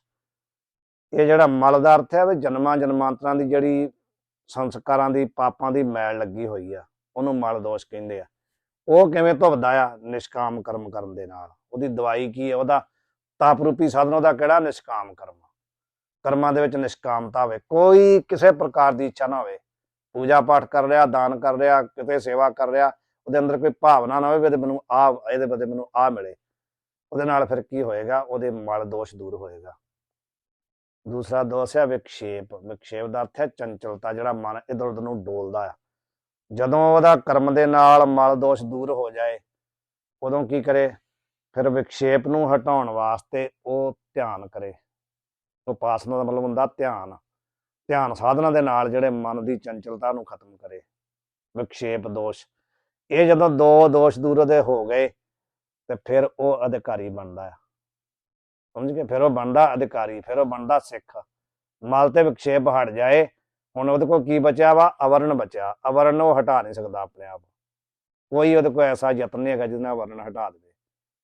ਫਿਰ ਉਹ ਕੀ ਕਰੇ, ਫਿਰ ਗੁਰੂ ਕੋਲ ਜਾਵੇ, ਤਤਵੇਤਾ ਗੁਰੂ ਕੋਲ ਜਾਵੇ। ਵੇਦ ਵਿੱਚ ਵੀ ਐਸਾ, ਉਪਨਿਸ਼ਦ ਵਿੱਚ ਵੀ ਐਸੀ ਸ਼ਰੁਤੀ ਆਈ ਹੈ ਵੀ ਤत्व ਵਿਗਿਆਨਾਰਥਮ ਸ ਗੁਰੂ ਮੇਵਾ ਅਭਿਗਛੇਤ ਸਮਿਤ ਬਾਣੀ ਸਰੋਤਰੀਮ ਬ੍ਰਹਮਨਿਸ਼ਠਮ। ਤत्व ਜਗਿਆਸਾ ਦੀ ਪੂਰਤੀ ਵਾਸਤੇ ਜਿਹੜਾ ਹੈਗਾ ਜਗਿਆਸੂ ਆ, ਗੁਰੂ ਕੋਲ ਜਾਵੇ। ਇਹੋ ਜਿਹੇ ਗੁਰੂ ਕੋਲ ਜਾਵੇ, ਸਰੋਤਰੀਮ ਬ੍ਰਹਮਨਿਸ਼ਠਮ, ਜਿਹੜਾ ਗੁਰੂ ਵੇਦ ਸਰਵਣ ਕਰ ਚੁੱਕਾ ਹੋਵੇ, ਜਿਹਨੇ ਵੇਦ ਦੇ ਸਾਰ ਸਿਧਾਂਤ ਨੂੰ ਸਰਵਣ ਕਰ ਲਿਆ ਹੋਵੇ, ਤੇ ਸਰਵਣ ਕਰਨ ਤੋਂ ਬਾਅਦ ਉਸ ਸਿਧਾਂਤ ਵਿੱਚ ਉਹਦੀ ਨਿਸ਼ਠਾ ਵੀ ਹੋਵੇ, ਉਹਦੇ ਕੋਲ ਜਾਵੇ। ਤਾਂ ਕਹਿੰਦੇ ਉਹਦਾ ਅਵਰਨ ਜਿਹੜਾ ਦੋਸ਼ ਹੈ ਦੂਰ ਹੋਏਗਾ। ਭਾਵ ਕੋਲ ਜਾ ਕਰਕੇ ਸੇਵਾ ਕਰਕੇ ਭਾਵਨਾ ਦੇ ਨਾਲ, ਸ਼ਰਧਾ ਦੇ ਨਾਲ, ਤੇ ਜਦੋਂ ਉਹਨੂੰ ਪਤਾ ਲੱਗੇ ਵੀ ਹੁਣ ਮੇਰੇ ਤੇ ਗੁਰੂ ਲੋਕ ਪ੍ਰਸੰਨ ਆ, ਉਹਨਾਂ ਚਿਰ ਨਾ ਉੱਥੇ ਜਾ ਕੇ ਜਾਂਦਾ ਹੀ ਪ੍ਰਸ਼ਨ ਨਾ ਕਰੇ ਆਹ ਕੰਮ ਆ ਲੈਣ ਵਾਸਤੇ ਆਂਦੇ ਹੋ ਤੇ ਮੈਂ ਜਾਵਾਂ ਇੱਥੋਂ, ਇਸ ਤਰ੍ਹਾਂ ਨਹੀਂ। ਜਦੋਂ ਉਹਨੂੰ ਪਤਾ ਲੱਗੇ ਵੀ ਹੁਣ ਇਹ ਮੇਰੇ ਤੇ ਪ੍ਰਸੰਨ ਹੋ ਗਏ ਆ, ਉਦੋਂ ਉਹਨਾਂ ਨੂੰ ਜਾ ਕੇ ਭਾਵਨਾ ਨਾਲ, ਸ਼ਰਧਾ ਨਾਲ ਪੁੱਛੇ। ਜਦੋਂ ਕਿਤੇ ਉਹ ਭਾਵੇਂ ਉਹ 10 ਸਾਲ ਉਹਨਾਂ ਕੋਲ ਰਹਿੰਦਾ ਰਹੇ, ਜਦੋਂ ਕਿਤੇ ਮੌਤ ਚ ਆ ਕੇ ਪੁੱਛਣ ਵੀ ਹਾਂ ਭਾਈ ਤੂੰ ਕਾਹਦੇ ਵਾਸਤੇ ਆਇਆ, ਜਦੋਂ ਕਹਿਣ ਵੀ ਤੇਰੀ ਇੱਛਾ ਕੀ ਹੈ, ਤੂੰ ਕੀ ਕਰਨਾ ਚਾਹੁੰਦਾ, ਉਦੋਂ ਉਹਨਾਂ ਨੂੰ ਕਹੇ ਵੀ ਹਾਂ ਮਹਾਰਾਜ ਮੈਨੂੰ ਆਹ ਚੀਜ਼ ਮੈਨੂੰ ਚਾਹੀਦੀ ਹੈ। ਤਾਂ ਫਿਰ ਜਦੋਂ ਉਹਦੀ ਭਾਵਨਾ ਦੇਖ ਕੇ ਉਪਦੇਸ਼ ਕਰਨਗੇ, ਤੇ ਫਿਰ ਜਿਹੜਾ ਆ ਉਹਦਾ ਆਵਰਣ ਜਿਹੜਾ ਹੌਲੀ ਹੌਲੀ ਹਟ ਸਕਦਾ। ਇੱਥੇ ਰਹਿੰਦੇ ਨੇ ਮਹਾਰਾਜ ਜੀ ਆਪਾਂ। ਵਾਹਿਗੁਰੂ ਜੀ ਕਾ ਖਾਲਸਾ, ਵਾਹਿਗੁਰੂ ਜੀ।